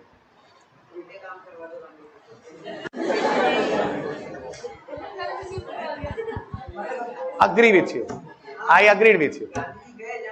गांधी जी के बारे में आप कुछ भी उल्टा सीधा कर सकते हैं, ही इज राइट, और कुछ लोग इसका फायदा ले सकते हैं, क्योंकि आम जनता को तो पता ही नहीं ना। वो आदमी इतना बड़ा आदमी था कि जो बैरिस्टर बन के करोड़ों रुपए कमा सकता था, एक धोती लपेट कर और देश में आजादी के लिए दौड़ गया। उस व्यक्ति के बारे में आज गालियां आप दे सकते हैं, जो उस बंदे ने सैक्रिफाइस किया। उसके साथ उल्टे पुल्टे फोटोग्राफ्स लगाकर आप उसको बदनाम कर सकते हैं। तो ये बहुत आसान है ना, और आपको पता ही कितना है इसके बारे में, नॉलेज कितना है डीप फेक के बारे में, सब चीजों के बारे में, आप तो सत्य मानेंगे। और इस तरह के व्हाट्सएप मैसेज चलते हैं जो मेरे फादर भी मानने को तैयार नहीं है। आपको मैं क्या बोलूंगा, मेरे को पता है क्योंकि मैं साइंस वाला हूं। तो चलिए, बहुत जल्दी कभी सब चीजों को लेकर कभी एक्शन में मत आ जाए कीजिए। ये सब चीजें हैं, जब ओबामा नहीं बचा जी तो तुम लोग इस खेत की मूली हो। चलो, बात समझ में आ गई? इन सब चीजों में जल्दी। अब हाँ भी बताओ, हमारा तो इतना वीडियो अवेलेबल है, कहीं कुछ भी डाल दो। हमारे फेस में कोई दिक्कत है क्या? हजारों मेरे यूट्यूब से वीडियोस है, है कि नहीं? हमारा तो रीड करना बहुत आसान है। नरेंद्र मोदी का राहुल गांधी कितना आसान है। आई थिंक अब आप समझ चुके हैं इस चीज को, रखते हैं, फिर बात कुछ और हो जाएगी, हम लोग टॉपिक से बाहर चले जाएंगे, लौट आते हैं टॉपिक की तरफ। पर ये कंसेप्ट इंटरेस्टिंग था और मैंने आपको डीप फेक समझा दिया। ठीक है, ये चीजें बैन है लेकिन ठीक है, लोग कर रहे हैं। अब हम लोग एआई पर आते हैं और एआई पर हम लोग चलते हैं different thrust areas of AI. AI के बहुत सारे थ्रस्ट एरियाज हैं, उन पे थोड़ी थोड़ी सी बात करते हैं। Different thrust areas of AI. AI के बहुत सारे एरियाज हैं जिनमें एआई काम करता है और उनके नाम है जो मैं बता रहा हूं। जैसे देखो, एक है machine learning, the one is the machine learning. दूसरा है that is a autonomous system. तीसरा है जिसको हम कहते हैं लैंग्वेज प्रोसेसिंग। चौथा है जिसको हम कहते हैं रोबोट्स या रोबोटिक्स। और पांचवा है that is called artificial creativity. पांचवा है दैट इज आर्टिफिशियल क्रिएटिविटी। अब देखो ना, आपकी किताब में आप टेबल पढ़ोगे तो आपको पहले टेबल यही मिलेगा, ये पांचों नाम लिखे गए। मशीन लर्निंग है, ऑटोनोमस सिस्टम है, लैंग्वेज प्रोसेसिंग है, रोबोटिक्स है, आर्टिफिशियल क्रिएटिविटी है। ये सारे के सारे पांच ही एग्जाम्पल उस टेबल में मेंशन भी और पांचों वहां पे लिखे गए। अपलोड आपको मिल जाएंगे।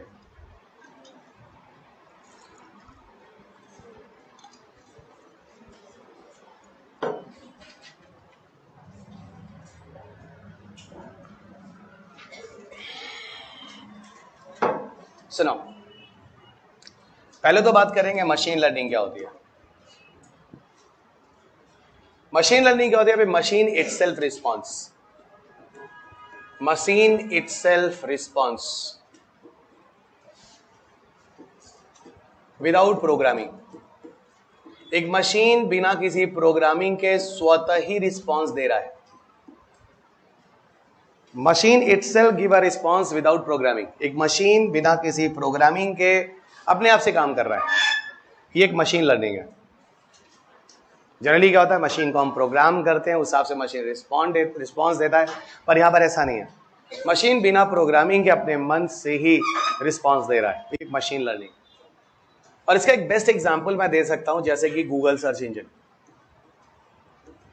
आप गूगल सर्च इंजन पे जाते हैं, ठीक है, और आप उससे पूछते हैं, क्या पूछते हैं? कुछ ऐसा, इंटरनेट काम कर रहा है तो मैं आपको दिखा देता हूं।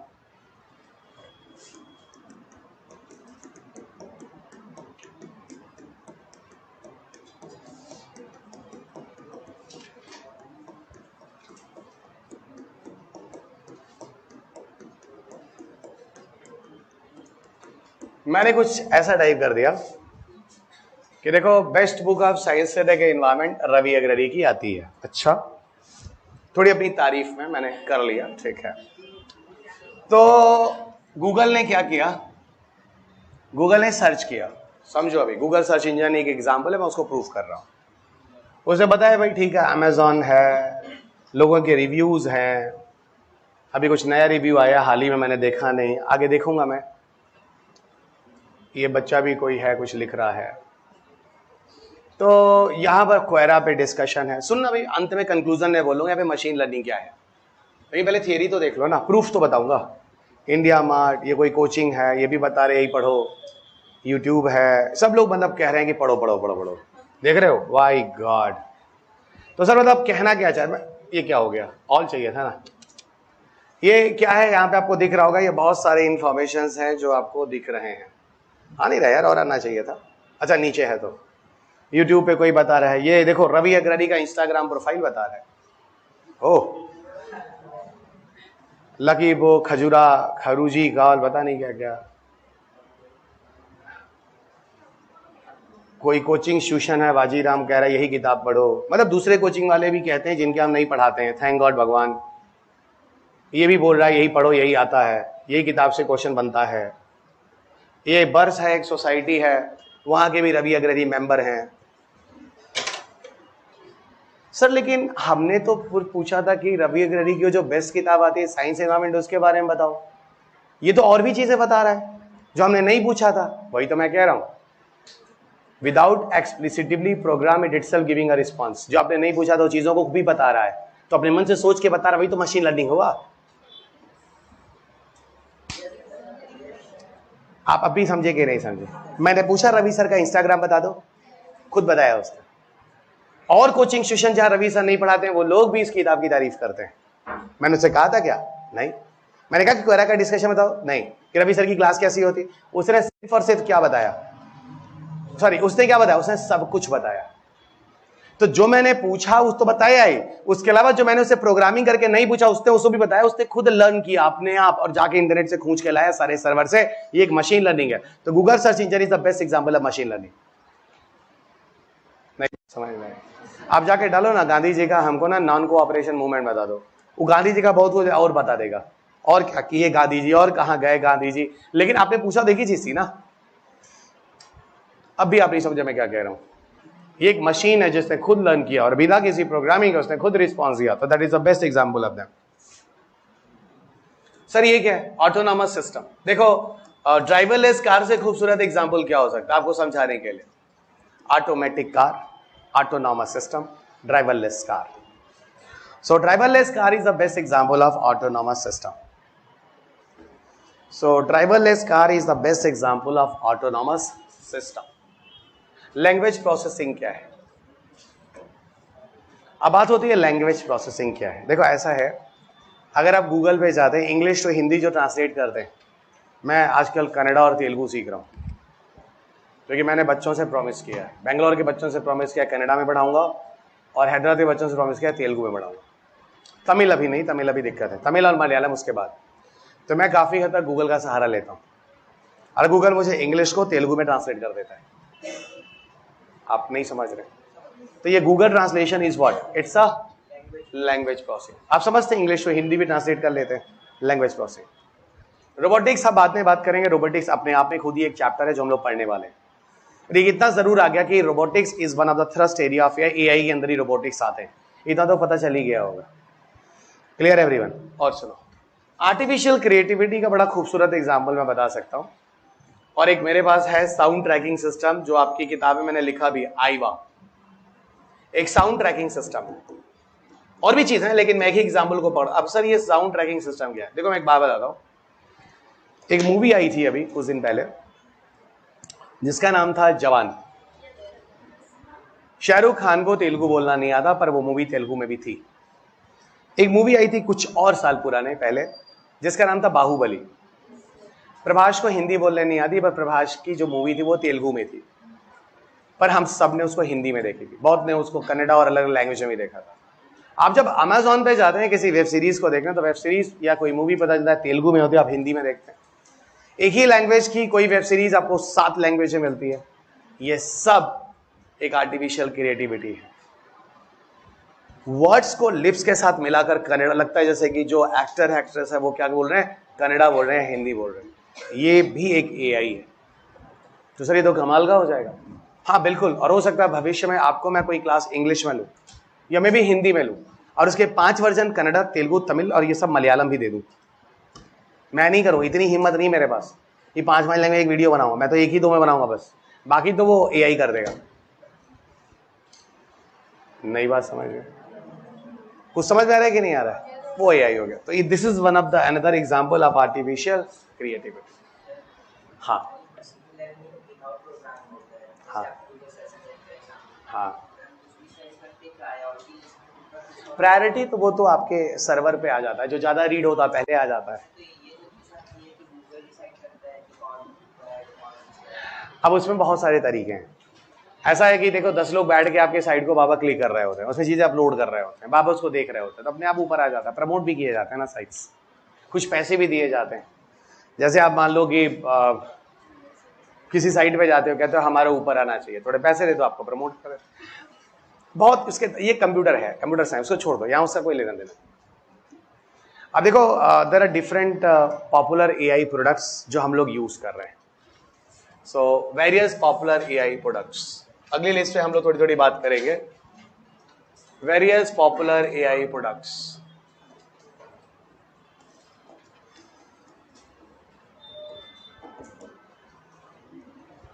Various popular AI products. अच्छा बहुत सारे हैं, एक जैसे एग्जांपल है गूगल ब्रेन, जैसे one is the Google Brain. जैसे एक है Google Brain is one of the deep learning platform, बताता हूं। एक है अदम, सारी चीजें मैंने बुक में दी। एक है मैसी, एक है सिरी, एक है गूगल असिस्टेंट्स, डेफिनेटली एक है एलेक्सा, एक है वॉटसन, एक है कार्टना। अब अगर अपनी बुक देखो, ये सारी चीजें मैंने लिखी हैं, तो बहुत ज्यादा टाइम बर्बाद करने की जरूरत है नहीं इनमें। आप इन्फोग्राफिक्स देखो, इन्फोग्राफिक्स में चीज लिखी हुई है। इन्फोग्राफिक्स में आपको ये चीजें मिल जाएंगी। अदम मिलेगा, सिरी मिलेगा, अलेक्सा मिलेगा। मिला बच्चों? ठीक है, एक एक लाइन में मैं लिख देता हूं, फिर इन चीजों के बारे में एक बात। और सुनो, दो एग्जाम्पल तो आपके पास अभी आ गए, चैट जीपीटी और डीफेक। दे आर ऑल्सो पॉपुलर ना। तो अगर आपके पास कितने हो गए, यहाँ 8 दिख रहे हैं, तो 2 और हो गए, 10 हो गए ना आपके पास एग्जाम्पल्स। बाकी अगर यू हैव मोर इंटरेस्ट, एक बार जब भी एग्जाम देने जाना प्रीलिम्स और मेंस का, मेंस है खास होता है, कोई नए एआईज हैं क्या? गबड़ाने भी बहुत सारे एआई और बताऊंगा, 8-10 और बताऊंगा। तो 20-22 एआई में से तो 8-10 तो याद रख लेना। और चलो 2020 में जब ये मेंस में क्वेश्चन आया, वो ऐसे का क्वेश्चन था, कितना बढ़िया था ना, बच्चों को कितना मजा आया। जिन्होंने रटा होगा उन्होंने खूब लिखा होगा। और मैं कह रहा हूँ एआई रोबोटिक्स में खूब फैक्ट्स हैं। ये क्या है? ये सारे आपकी है, आप कितना रट सकते हैं। उधर थ्रस्ट एरिया रटिए, इधर ये वेरियस पॉपुलर एआई प्रोडक्ट रखिए। अभी मैं भारत के स्टार्टअप के नाम रटवाऊंगा, इसीलिए मैं जानकर इस बोर्ड पे लिख रहा हूँ ना सारे नाम, जबकि किताब में लिखा फिर भी मैं लिख रहा हूँ। लॉजिक है। अब एक एक लाइन में सुनिएगा, गूगल ब्रेन क्या होता है। गूगल ब्रेन जो है वो एक डीप लर्निंग एआई प्रोजेक्ट है। और ये गूगल है तो डेफिनेटली गूगल वालों ने डेवलप किया है। अडम भी जो है वो डीप लर्निंग एआई प्रोजेक्ट है, बट ये माइक्रोसॉफ्ट वाले लेकर आए। और ये जो है ये एक्चुअल में गूगल कंपनी लेकर आई है। मैसी अमेजॉन लेकर आया है फॉर सिक्योरिटी पर्पसेस। बताता हूं कैसी सिक्योरिटी यहां पे, सिक्योरिटी पर्पस के लिए। सीरी, गूगल असिस्टेंट और अलेक्सा और कार्टना, ये चारों, इनको चारों को मैं बोलूंगा पर्सनल असिस्टेंट्स है। ये they all are personal assistants, ये सारे के सारे पर्सनल असिस्टेंट्स हैं।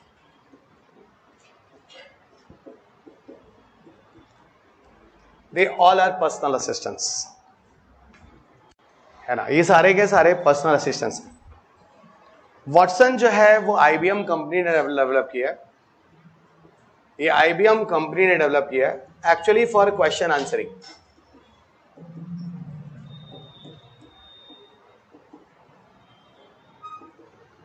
ये आईबीएम कंपनी ने डेवलप किया है स्पेशली फॉर क्वेश्चन आंसरिंग के लिए, प्रश्न और उत्तर के लिए।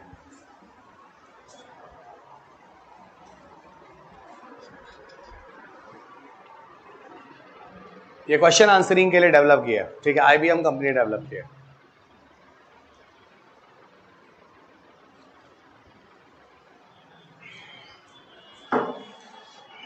सुनो,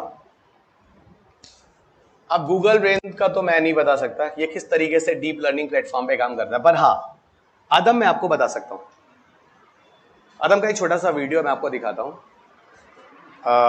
जॉनसन करके वो बंदा है जिसने अदम को डेवलप किया, एक एआई डेवलप किया। एक एप्लीकेशन है जो आप मोबाइल फोन पे इंस्टॉल कीजिए, और वहां पे वो क्या कहता है, एक डॉग की ब्रीड को लेकर आता है और पूछता है लोगों से, are you people are in front of me, भाई ये बता दो ये कौन सी डॉग की ब्रीड है। तो जनता वहां पर चुप हो जाती है, क्योंकि वो कोई नॉर्मल डॉग का ब्रीड नहीं होता, कुछ अलग ही टाइप का। तो उस मोबाइल फोन से एक फोटो खींचता है और उस एप्लीकेशन पर रन करता है, और वो एप्लीकेशन बताता है this dog is a Rhodesian Ridgeback dog. और हैरी करके उसका एग्जीक्यूटिव जो भी होता है माइक्रोसॉफ्ट कंपनी का, उसको इंट्रोड्यूस करता है। जॉनसन आता है, चीजें दिखाता है। बिल्कुल ये कुछ उसी तरह का जैसे कि गूगल लेंसिंग काम करता है।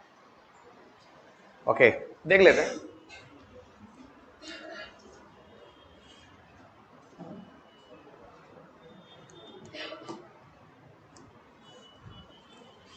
1 मिनट 20 सेकेंड का ये छोटा सा वीडियो है, इसमें आपको वो चीज दिख जाएगी जो मैं कहना चाह रहा हूँ। I really want to show you a demo that is actually about the lot of focused work we have in Microsoft Research. है कुछ नहीं, बस देख लो, उल्टी सीधी चीजें दो तीन है। Infrastructure that will enable all those deep learning machine learning algorithms to be developed, so that we Yeah, Harry have the opportunity to is going to introduce the Johnson. art recognition engines for practically anything. So to help me out, I'm going to have my colleague Johnson to come up to the stage and talk about Johnson. आगे भाई Johnson. Today, I'd like to showcase you the app that Javier built by using it on actual live dogs. Just a delight. Volume जाए या ना जाए समझ लो। देखो जो मैं बोला था एनिमेशन आपको समझ आएगा मैंने क्या बोला था।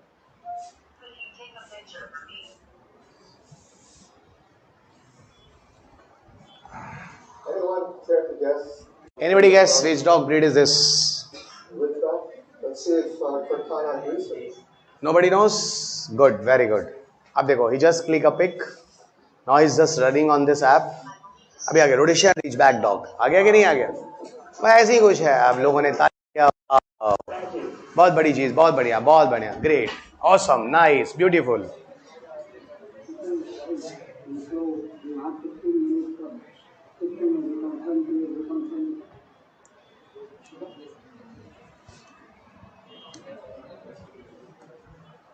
सो ये कुछ छोटा मोटा सा और आगे बढ़ते हैं। देखो मैसी अमेज़न वाले लेकर आए, जैसे मान लो दिवाली का फेस्टिवल है, कोई भी त्यौहार है, तो ये प्राइस वाइज को कुछ सेल निकालते हैं, होली में कुछ सेल निकालते हैं, ईद वीद में कुछ सेल निकालते हैं ये लोग। तो प्राइस का फ्लक्चुएशन, अचानक ये प्राइस ऐसा लाते हैं जिसमें फ्लिपकार्ट को पता ही नहीं चलता, अली बाबा को पता ही नहीं चलता, कुछ ऐसा। तो ये हो गया सिक्योरिटी के लिए, अपने डेटा को सेव करने के लिए ऐसा कुछ। Siri, Google assistant, Alexa, I don't think so किसी को कुछ पूछना होगा। आईफोन वाले सीरी यूज़ करते हैं, गूगल असिस्टेंट्स आप एंड्रॉइड फ़ोन वाले यूज़ करते हैं। अलेक्सा ऑलरेडी अमेजॉन कंपनी आपको दे ही रखी है, लोग खरीद कर अलेक्सा रखते हैं घरों में। वॉटसन आई डोंट नो कैसे IBM कंपनी ने बनाया क्वेश्चन आंसरिंग करने के लिए। कॉर्टेना एक तरह का पर्सनल असिस्टेंस है जो आपको, अगर आपके डेस्कटॉप पे अगर माइक्रोसॉफ्ट विंडो 10 इंस्टॉल्ड है तो आप इसका एक्सेस कर सकते हैं। जैसे अलेक्सा और सीरी होता है एग्जैक्टली उसी तरह। कितने लोगों के कंप्यूटर पे विंडो 10 है? हाँ तो ठीक है, नया विंडो आजकल हर कोई यूज कर रहा है। 7 11 आ गया, मतलब आप मुझे कह रहे हैं कि सर आप अपडेट नहीं है हो, पर ये चीज विंडो 10 से स्टार्ट हुई है तो मैं बात तो 10 से ही करूंगा ना। अब हम लोग आते हैं थोड़ा सा AI स्टार्टअप इन इंडिया। ठीक है, AI startup in India.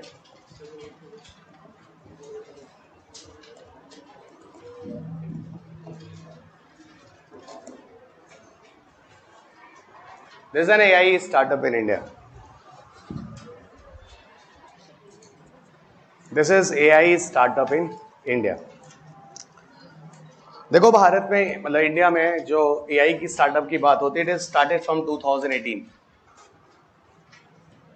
First time आपको भारत के बजट में AI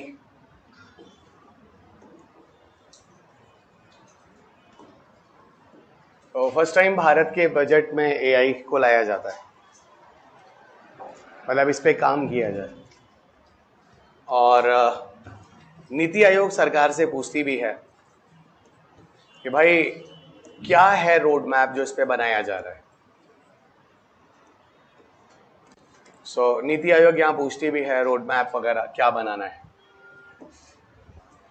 तो मतलब भारत में AI पर देखा जाए तो थोड़ा गवर्नमेंट की तरफ से जो इनिशिएटिव सुनने में आता है, it is from 2018 onwards. DRDO का एक लैब है जिसका नाम है care.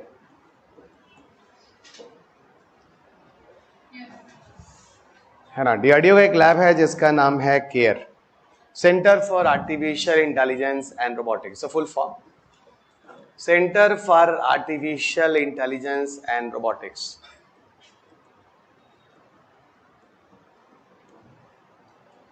Centre for artificial intelligence and robotics, ये वो सेंटर है जो डीआरडीओ के लिए कुछ काम कर रहा है। डिफेंस सेक्टर में डिफरेंट तरह के एआई बना रहा है, डिफेंस से जुड़े बहुत से तरह के एआई बना रहे हैं। सो ये डिफेंस सेक्टर से जुड़े हुए डिफरेंट तरह के एआई है जो बना रहा है।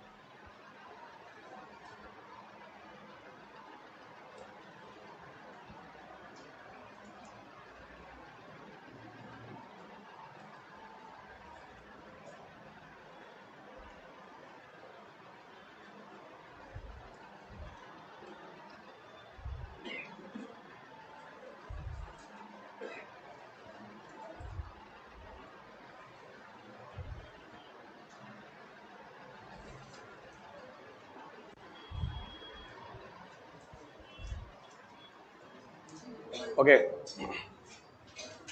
अब यहां पे मैं ना एक लिस्ट ऑफ एआई लिख रहा हूं। लिस्ट ऑफ एआई आपका काम है जितना लिखोगे, जितना रटोगे यहां पे उतना लिखोगे।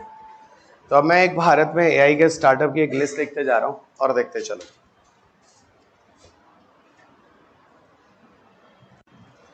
और पता है इस भारत में जो एआई के स्टार्टअप है, यहां से आपको 2020-23 के मेंस के क्वेश्चन नहीं मिल जाएंगे, मतलब आंसर मिल जाएंगे। कौन कौन से ऐसे एआईज हैं जो डेवलप हुए हैं और मेडिकल सेक्टर के लिए, ये तो 23 का मेंस का क्वेश्चन था, ठीक है ना। और उसका मॉडल आंसर जो है 23 का जो क्वेश्चन पेपर है वो मैं आपको दे दूंगा टेलीग्राम पे।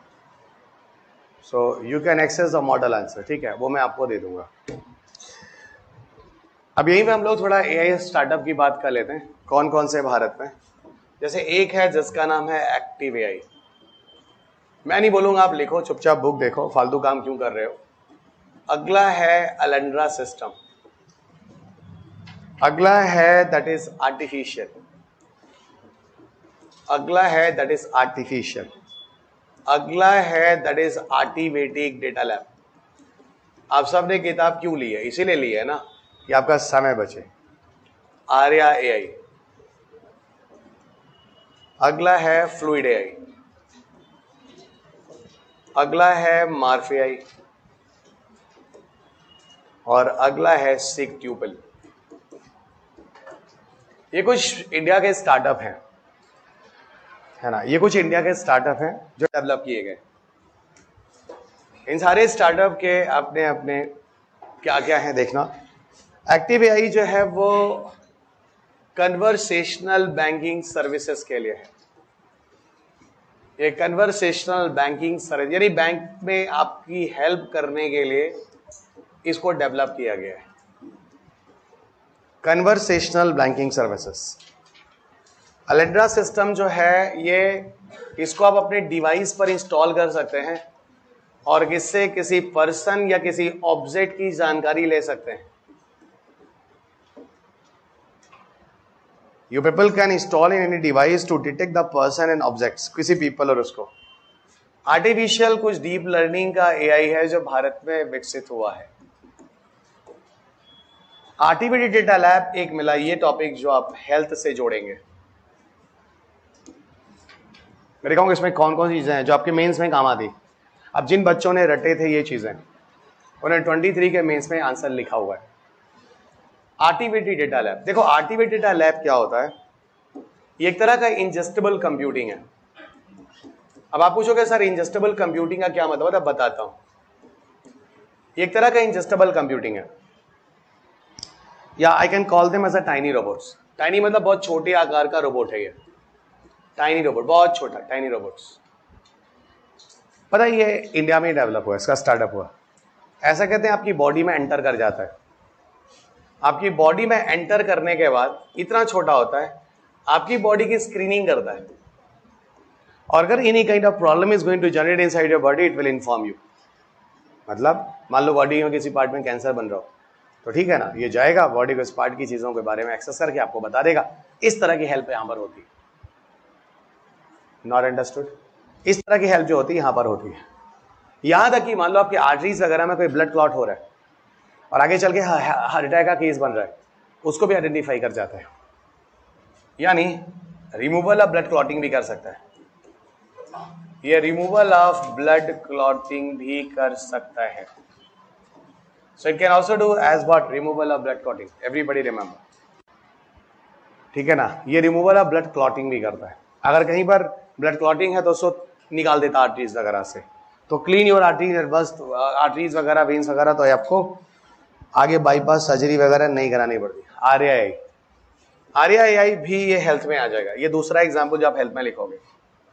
ये एक न्यूरल नेटवर्क है. ये न्यूरल नेटवर्क, ये क्या करेगा, ब्रेन कंप्यूटर इंटरफेस की तरह काम करेगा. ये ब्रेन कंप्यूटर इंटरफेस का मतलब होता है जैसे कोई बंदा है जो पैरालिसिस में है, कोई बंदा है जिसको पैरालिसिस है या कोमा है, तो बंदा बेड पे होगा, कुछ भी इन चीजें आपसे कनेक्ट नहीं कर पाता होगा, लेकिन नहीं कनेक्ट कर पाएगा, लेकिन वो चीजों को सोचता जरूर होगा. तो what ever he will think it will come on the screen, computer screen पे होगा. जैसे एक आपने सुना होगा स्टीफन हॉकिंस के बारे में. स्टीफन हॉकिंस का भी एक ब्रेन कंप्यूटर इंटरफेस डेवलप किया गया था और उसको बनाया था माइक्रोसॉफ्ट कंपनी ने. किसने बनाया था? माइक्रोसॉफ्ट कंपनी ने. तो whatever the things are going to generate in his brain is going to express on the screen. ऐसा कुछ brain computer interface.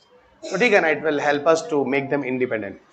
Fluid AI जो है वो डेवलप किया गया है फेशियल रिकॉग्निशन के लिए, मतलब चेहरे की पहचान करने के लिए.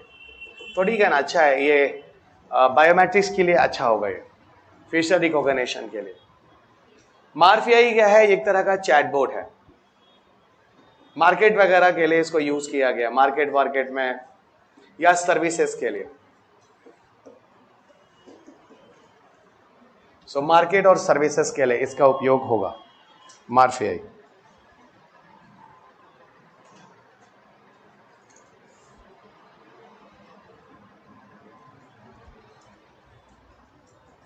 Chatbots I think you can understand very well. Chatbots तो आप लोग समझ सकते हैं. आप लोग कभी IRCTC के वेबसाइट पे गए हो? उसमें भी एक लिखा आता है ना, आश दिशा 2.0. एक मिनट लगेगा, डिजिटल बोर्ड का फायदा लीजिए, मुझे टाइम नहीं लगेगा, आपको भी समझने में टाइम नहीं लगेगा. ये देखो, IRCTC वेबसाइट पे जाते हैं तो ये चीज आपके सामने खुलकर आती है. यहाँ देखो लिखा हुआ है, एक मैडम है, ये देखो आज दिशा हाथ जोड़ी हुई है और ये देखो खुल गया. अब इसमें से आप कुछ भी पूछना चाहो मैडम से, ऐसा लिखता है कि पीछे साइड कोई है और जो आपका आंसर दे रहा है. ये एक चैटबॉट है. आप किसी इंस्टीट्यूशन की वेबसाइट पे जाओ ना, आप किसी कंपनी के वेबसाइट पे जाओ ना, जैसे मान लो डेल की कंपनी के वेबसाइट पे जा रहे हैं और मुझे ये पेन खरीदना है, मेरा लॉस हो गया, तो उसे पूरा आएगा भैया कौन सा पेन, कहाँ से कहाँ रहते हैं, नियर बाई आउटलेट ही है. आपको लगेगा पीछे से कोई रिप्लाई कर रहा है, पर वो सब कुछ एक AI, एक मशीन है. उसको बोलते हैं चैटबॉट. ये एक चैटबॉट है. नई दिल्ली से चेन्नई जानी है 7 को, चेक करते हैं ना. निजामुद्दीन से चलना है चलो, या तमिलनाडु एक्सप्रेस से चलना है, चलो देखते हैं कितनी सीट है. देख लो भाई, 10 को जा सकते हो, 10 सीटें अवेलेबल है. 10 को जा सकते हो. और तत्काल में तो सारे अवेलेबल है. ओ माय गॉड, एक ही सीट ही है. किस में जाओगे विक्की? निजामुद्दीन. तत्काल में एक ही सीट है भाई. 1 मिनट के लिए अगर इंटरनेट स्लो हुआ है तो कुछ नहीं है, ऐसे ही फालतू मैंने देख दिया सिर्फ दिखाने के लिए. देखो ये एक चैटबॉट है और ये कई लैंग्वेजेस में है, मिनी लैंग्वेजेस. इसका जो 1 वर्जन था ना, 1, वो सुनते हैं शायद उसमें लैंग्वेजेस कम थे, शायद वो वॉइस नहीं था, आई एम नॉट श्योर. और 2.0 में लैंग्वेजेस बढ़ गए और वो वॉइस भी हो गया. ये वॉइस पता नहीं लेगा नहीं तो हेलो हेलो करके भी ये सुन लेगा. देखो ना आवाज लिखी हो, कहीं आवाज होगा, ऊपर होगा. अब क्या जरूरत है 5 है ना. Please select the train of your choice. अच्छा, तुम्हारा आवाज नहीं मेरा आवाज लेना था. हेलो हेलो, नहीं ले रहे. I want to book a ticket. No, छोड़ो है ना, टाइम क्यों बर्बाद करें. तो मेरे ख्याल से आप समझ चुके हैं मैं कहना क्या चाह रहा हूं. सर सिक टप्पल क्या होता है? देखो सिक टप्पल क्या होता है, ये मेडिकल डायग्नोसिस में एक और एग्जांपल आया मेडिकल के लिए, ये भी आ जाएगा. शुक्ला जी चाय पियाओ, हमको ही पिला दो, आपको नींद आ रही है। ये बच्चों मेडिकल डायग्नोसिस के लिए होता है। जो मेडिकल रिकॉर्ड्स वगैरह होते हैं ना, उनको रखा जाता है। मेडिकल डायग्नोसिस ये जनरली मेडिकल रिकॉर्ड्स वगैरह रखे जाते हैं। अब ये क्या होता है मेडिकल रिकॉर्ड्स वगैरह, बताता हूँ। देखो ऐसा होता है कि जैसे बचपन में कोई चोट वोट लगे होते हैं ना, तो आगे चल के वो बुढ़ापे में पता चलता है पुराने दर्द। तो यहाँ पे डॉक्टर पूछता है यहाँ पे कोई चोट वोट लगा था क्या? तो कहते हो डॉक्टर साहब याद कहाँ है बचपन में क्या चोटें लगी थी? कोई बात नहीं, आपके जाने के बाद भी आपकी जिंदगी में कौन कौन सी चोटें लगी हैं ना आप उस चोट को दूसरा चोट ना समझे, है क्या नहीं? चलिए, उसका सारा उस वाले का डेटा यहाँ नहीं होगा जो आप सोच रहे हैं, बाकी वाले का सारा डेटा होगा। समझ में आ गई बात? चले कम से कम कहीं तो थोड़ी बात है हंसाने वाली, है ना। यहीं पे एक दो चीजें और है, जैसे कुछ ऐसे इंस्टीट्यूशंस हैं जो एआई के लिए काम कर रहे हैं भारत में। जैसे आप जब जाओगे तो मैंने कुछ इंस्टीट्यूशन के नाम लिखे हैं और मैं तो कहूँगा आपको याद रखना चाहिए। भारत के कुछ इंस्टीट्यूशन है, जैसे आप जाओगे तो एक जगह लिखा हुआ एआई रिसर्च इन इंडिया, खोल लो बुक। ऑनलाइन वाले बच्चे भी खोलेंगे, आप लोग भी खोलेंगे, और बुक तो लेनी है। एआई रिसर्च देखो, एक लिखा होगा कोर, मिला क्या? एक लिखा होगा ICTAI, मिला क्या? इनके दो तीन नाम रट लेना, क्योंकि मेंस में इस तरह के क्वेश्चंस आते हैं भारत में एआई को लेकर किस तरह के काम हुए हैं। तो भारत में इंस्टीट्यूशन सेटअप किए गए है कि नहीं? भारत में इंस्टीट्यूशन सेटअप किए गए, जैसे कोर है, ICTAI है, और कुछ एकेडमिक इंस्टीट्यूशन है। सेंटर फॉर एआई को अलग से मैंने नाम लिख दिया, 6-7 नाम है, पीछे आगे देखोगे तो आपको हर जगह मिलेगा। Centre for AI IIT Kharagpur, centre for AI in robotics वो मैंने बता ही दिया DRDO वाला, Robert boss centre for data science artificial intelligence IIT Mumbai, the artificial intelligence group IISc, department of IIT Hyderabad. अच्छा आपको क्या दिख रहा है? सब कुछ IITs में ही ज्यादातर दिख रहा है। अरे भाई कंप्यूटर साइंस है ना, एआई क्या है? कंप्यूटर साइंस है ना, वही बात मैं कह रहा था। अब थोड़ा सा हम लोग एआई के कुछ एडवांटेजेस और डिसएडवांटेज भी बोल लेते हैं, फिर अगले टॉपिक की तरफ आते हैं। सुनो, रोबोटिक्स कोशिश करते हैं आज खत्म करने की। एआई में दो चीजें आती हैं, एक तो एडवांटेजेस की बात होती है और दूसरा जो बात होता है वो होता है बच्चा डिसएडवांटेजेस की बात होती है। अब एडवांटेज डिसएडवांटेज मैं बात बोल देता हूं, आप सुन लो, लिखाने का तो कोई प्रोसेस बनता नहीं है। सबको पता है कोई मशीन, एडवांटेज बोलो कि मशीन जो है वो किसी भी डिफिकल्ट वर्क को, किसी स्ट्रेस वर्क को इजीली कर सकता है। आप समझ रहे हैं? किसी भी डिफिकल्ट वर्क को वो इजीली कर सकता है। मशीन जो है किसी भी काम को जल्दी कर सकता है, इजीली कर सकता है किसी स्ट्रेस वर्क को, पहला। दूसरा फास्टली कर सकता है, सूनर कर सकता है। तीसरा यह है कि किसी अननोन चीजों को भी मशीन किसी अननोन फैक्टर से ढूंढ सकता है, जैसे सुपर कंप्यूटर्स और इस तरह की चीजें जो होती हैं। कुछ इंफॉर्मेशन देने के बाद बड़ी बड़ी गणनाएं कर लेती और यहां तक बता रही थी मौसम की जानकारी। मतलब मशीन बड़े लेवल पे ऑब्जर्वेशंस कर सकता है। मशीन को किसी तरह कोई स्ट्रेस नहीं है, मशीन को किसी तरह की कोई चोट नहीं लगनी है जैसे कि ह्यूमन को लग सकता है। मुझे लगता है इसमें ऐसी कोई भी चीज है जो आप ना जानते हैं। और रिसोर्स के फॉर्म में आपके पास आपका बुक है, और मैं आपको कहीं और से नहीं, अपने बुक से ही पढ़ाता हूं, अपने बुक को ही अपडेट करता हूं, अपने बुक को ही रिफर भी करता हूं। सारी चीजें मैंने इस हिसाब से लिखी और हर साल अपडेट भी करता हूं। जहां समय के साथ जितना बदलना है अगले साल फिर अपडेट ले लो। और मेरा सब्जेक्ट साइंस एंड टेक है, आपको अक्सर सुनना ही पड़ेगा इसमें, ये सब्जेक्ट ही ऐसा है। इसमें बहुत ज्यादा पुरानी चीजें आपके बेकार हो जाए। कुछ बच्चे हैं, जैसे मैं बताऊं आपको, जो पुराने के मेरे क्लासेस वासेस के वीडियोस देखते हैं, किसी जमाने का अकेडमी, किसी जमाने, मैं देखता हूं हर साल ही बदल जाता है कि स्टडी आएगी, पता नहीं फोरम, पता नहीं क्या क्या है ना। मैं कहता हूं मत देखो, उस समय ये सब नहीं थी जो चीजें इतनी सारी पढ़ा रहा हूं। इतिहास थोड़ी ना पढ़ा रहा हूं। ऐसा योग आंदोलन दोबारा नहीं होगा, देश आजाद हो गया। आप समझ नहीं समझ रहे, ये साइंस एंड टेक है। मैं तो कहता हूं अगर आप में से कुछ बच्चा मान लो नहीं होता है और 2 साल बाद फिर मेरी क्लास में बैठा, तो बहुत सारी चीजें बदली हुई दिखेंगी। कई लोग हैं जो शुरू से लेके आज 9 साल बाद भी वही पढ़ा रहे हैं। अरे भैया कुछ चेंज तो करो, यूपीएससी कहां से कहां निकल गया, हर साल ही चेंज कर जाता, आप अपने में कोई चेंज नहीं कर रहे हैं। आप लोग समझ रहे हैं? और ये नेचर रख लीजिए, यूपीएससी के पेपर के हिसाब से खुद को बदल लीजिए, हमेशा सेफ रहेंगे, सेलेक्ट हो जाएंगे। पुराने ट्रेडिशन के हिसाब से असल में है क्या बताए, यूट्यूब्स में मैं तो ये मानता हूं वो लोग चलते हैं जो कभी फेस टू फेस में कहीं नहीं चल पाए हैं, क्योंकि यूट्यूब में कभी कोई क्वेरी नहीं होती, यूट्यूब में कोई डिस्कशंस नहीं होते, यूट्यूब में सिर्फ ड्रामा होता है, जो मेरा मानना है। बाकी आप देख लीजिएगा, यूट्यूब में तो आप क्वेश्चन को हाइड भी कर सकते हैं, नहीं बताएंगे, क्वेश्चन पूछा बोल नहीं करेंगे। फेस टू फेस में तो बच्चा आपके सामने जलील कर देगा, सर आप 3 क्वेश्चन अवॉइड किए हैं, आज थोड़ी ना होगा।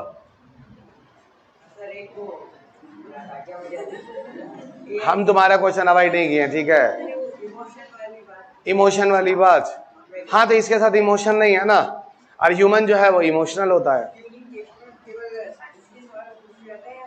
ट्यूरिंग टेस्ट में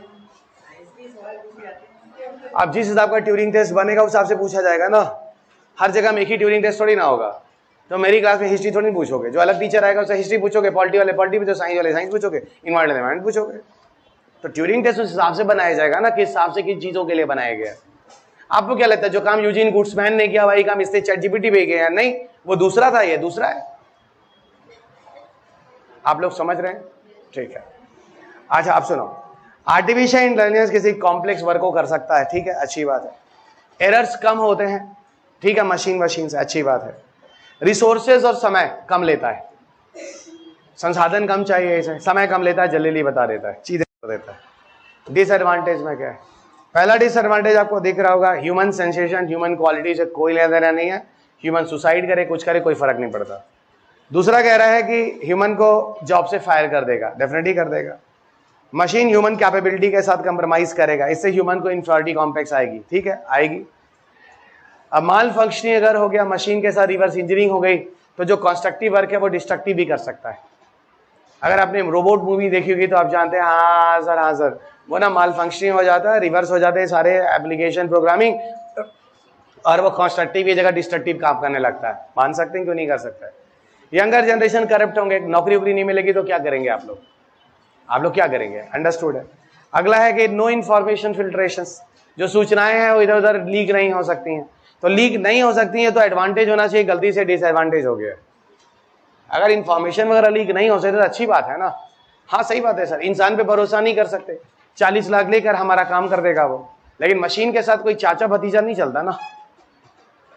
अब आप देखिए सीजीपीएससी का पेपर आउट हो जा रहा है, एसडी पेपर कहाँ आउट हो जा रहा है, एसडीएम के लिए 1 करोड़ रुपए और डीएसपी के लिए 75 लाख रुपए, खुल्लम खुल्ला है ये तो घोर कलयुग है ना, कलयुग भी नहीं तो घोर कलयुग, जहां सीधा 1 करोड़ रुपए एसडीएम और 75 लाख डीएसपी है। अब जो बच्चे अमीर हैं ले ले एडमिशन, जो बच्चे गरीब हैं मेहनत करके पहुंचना चाहते हैं, आपके लिए ऑप्शन नहीं है। आप नहीं समझे क्या? समझ गए? अब यह है चीजें, अब कितना सत्य है क्या बोले आप भाई, हर जगह ये सिस्टम में गड़बड़ हो रहा है तो फिर तो गड़बड़ होगा ही होगा। अब भगवान ही मालिक है, हम लोग तो मेहनत कर रहे हैं, बच्चे पढ़ लिखे गरीब वाले बच्चे भी एसडीएम बन जाए, डीएसपी बन जाए, चलेगा। अब बेचारे क्या करेंगे सर? अमीर का बच्चा फिर अमीर हो जाएगा, अमीर का बच्चा फिर अमीर हो जाएगा। अमीर का बच्चा अमीर हो गलत बात नहीं है, मेहनत करे तो अमीर हो जाए, लेकिन पैसे दे के अमीर होगा तो बेचारे गरीबों का नुकसान हो जाएगा जो मेहनती बच्चा होगा। ठीक है, चलिए। और टेक्नोलॉजी का मिसयूज जो है वो डिस्ट्रक्शन कर सकता है। देखो एक क्वेश्चन है जो मैं थोड़ा बोलूंगा यहाँ पे, पीटी में पूछा गया है, with the present state of development artificial intelligence can effectively do which other following। तो ठीक है, आज के हिसाब से अगर विकास को देखा जाए तो आर्टिफिशियल इंटेलिजेंस कहां कहां पर काम कर सकता है, प्रभावी रूप से काम कर सकता है। 2020 के प्री का क्वेश्चन है, करीब करीब 4 साल 5 साल होने जा रहे हैं आपको क्वेश्चन। पहला कह रहा है bring down electricity consumption in industrial units, किसी इंडस्ट्रियल इकाई वगैरह में जो इलेक्ट्रिसिटी होगी उसके पावर को रिड्यूस कर देगा, मतलब इलेक्ट्रिसिटी बिल को। Create meaningful short story and songs. आप तो बिस्किट नहीं खाओगे तभी 2 लाए हो? अच्छा, थोड़ा सा पानी ला सकते हो क्या? आधा? ओ माय गॉड, बस।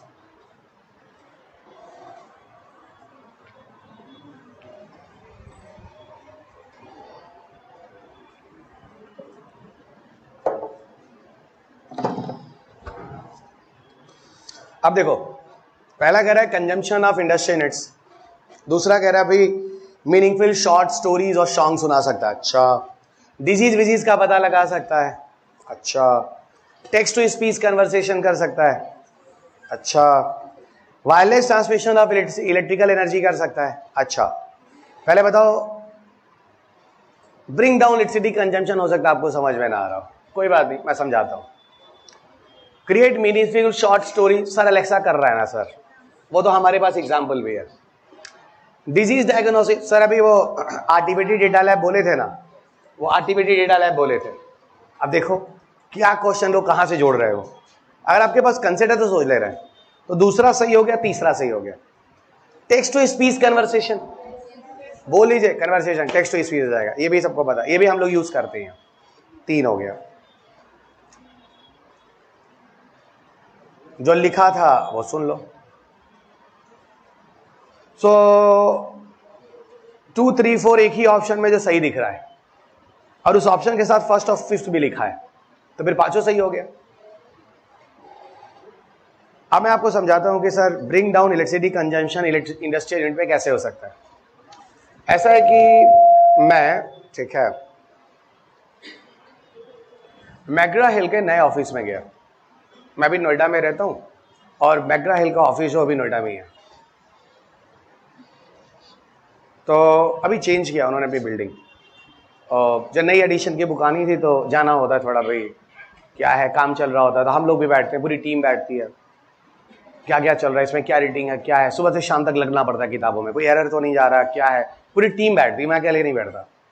दिमाग मेरा होता है, मेहनत सबका होता है, मेन दिमाग मेरा होता है, और मेन ही चीज़ है। कोई वर्ड्स दिक्कत नहीं है, मीनिंग्स दिक्कत नहीं है, सेंटेंस गलत नहीं है, स्पेलिंग मिस्टेक नहीं है, कंटेंट समझ में नहीं आ रहा, इसके मीनिंग्स नहीं निकल रहे हैं, तो सर बहुत मेहनत होती है किताब का लिखना। माय गॉड, अब तो तैयार हो गया, एक शेप आ गया। मैंने एक समय तो निर्णय ले लिया था, मैं किताब नहीं करूंगा, लेकिन हो गया, ऊपर ने करवा ही लिया, और एक नहीं 2 हो गई, 2 हो गई, किस्मत। जहां अंत में थक के हम बैठ, हम नहीं करेंगे, मतलब मैं फ्रस्ट्रेट होकर इरिटेट हो चुका था। चलेगा, होता है कभी कि इंसान एकदम बुरी तरह से झल्ला जाता है, 1 महीने से सोने को नहीं मिल रहा, काम नहीं हो, तबियत अलग खराब, और ये प्रेशर अलग है, किताब प्रिंट पे जाना है, छोड़िया छाप छोड़िया, पर कोई बात नहीं, मेहनत सफल हुआ। अच्छा, तो मैं जब मैग्रा हिल के नए ऑफिस में गया, अब देखो उसमें मिला गया मुझे, मैं गैलरीज में जा रहा हूं अभी, तो क्या हो रहा है कि गैलरी ना हल्की सी डिम लाइट जल रही है पूरी गैलरीज में, और डिम लाइट जल रही है, और जैसे ही मैं आगे बढ़ रहा हूं लाइट जोर से जल जा रही है, फिर थोड़ा आगे बढ़ा और लाइट ब्राइट हो गई, और ब्राइट हो गई, और जैसे आगे बढ़ा पीछे डिम हो गई। नहीं समझ आया ये क्या हो रहा था, पावर बचा रहे थे वो लोग सेंसर्स की मदद से, ऐसे एआई थे जिसकी मदद से इलेक्ट्रिसिटी कंजम्पशन कम हो रहा था। और जिस कमरे में कोई आदमी नहीं था, मतलब मान लो स्टाफ रूम है उनका, जिनके रूम में मैं बैठा हूं, तो अगर हम सब बाहर आते हैं थोड़ा कैंटीन में चाय पानी पीना, उनका अपना कैंटीन में मैग्रा, चलो सर चाय वाले पीते, चलो भाई, तो जैसे हम रूम से बाहर निकलते हैं लाइट डिम हो जाती है, और अगर 10 मिनट तक हम नहीं आते लाइट बंद हो जाती है। आप समझ गए एआई। तो आप बताओ पहला स्टेटमेंट राइट या रॉन्ग? अच्छा, लास्ट वाला एक इंफॉर्मेशन है जिसे हमने बात नहीं की, वायरलेस ट्रांसमिशन ऑफ इलेक्ट्रिसिटी। घबराओ नहीं, यह मैं आपको मिसलेनियस में पढ़ाऊंगा, अभी आपके बस का नहीं है। मिसलेनियस टॉपिक में एक टॉपिक आता है witricity, wireless electricity, wireless charging. Wireless charging तो आप लोग घरों में यूज करते हो, गाड़ियों वाड़ियों में वायरलेस चार्जिंग आती है, और उसमें आप फोन रख दो, अपने आप फोन चार्ज हो जाएगा। तो इसको अभी छोड़ दो, पर ये भी है और आगे बात करेंगे। पर 1 2 3 4 तो कंफर्म हो गया, और आपके ऑप्शन में कह रहा है 1 2 3 5, 1 3 4, 2 4 एंड 5, 1 2 3 4 एंड 5। तो आंसर कौन सही होगा? 1 2 3 4 एंड 5। 5 नहीं जानते, अपने आप सही हो गए, 1 2 3 4 सही हो गए। सोचो, वो चैप्टर जो सिलेबस में नहीं है उससे लोग क्वेश्चन दे रहे हैं, ठीक है? तो ये हम लोग फालतू चैप्टर पढ़ गए। और सुनो, 2023 के मेंस में भी दे दिए, तो हम लोग फालतू चैप्टर पढ़ गए। अब भी विश्वास कर लो, यूपीएससी के सिलेबस के हिसाब से मत पढ़ो। अब इससे बड़ा प्रूफ क्या दे दूं कि 23 के पेपर में ही ऐसा हो गया? हुआ कि नहीं हुआ? आपको पहले दिन आते मैंने सिलेबस और पेपर दिखाया था, फिर भी मैंने कहा था कि आप उस पर भरोसा मत करो, मैं जो सिलेबस दूंगा उस पर भरोसा करो, और उसका प्रूफ आपको 23 के मेंस में भी मिला। पार्टिकल फिजिक्स मैंने कहा नहीं दिया सिलेबस में, फिर भी पढ़ो। बोला कि नहीं बोला? जवाब ही नहीं देते यार तुम लोग यार। कैमरे वालों कैसे लगेगा मैं अच्छा पढ़ाता हूं? ये लोगों को क्या पता? इन लोगों को लगता है अपने मुंह मियां मिट्ठू बन रहा, पागल कहेंगे, बेवकूफ कहेंगे। चलिएगा, अब हम लोग शुरू करते हैं रोबोटिक्स फाइनली।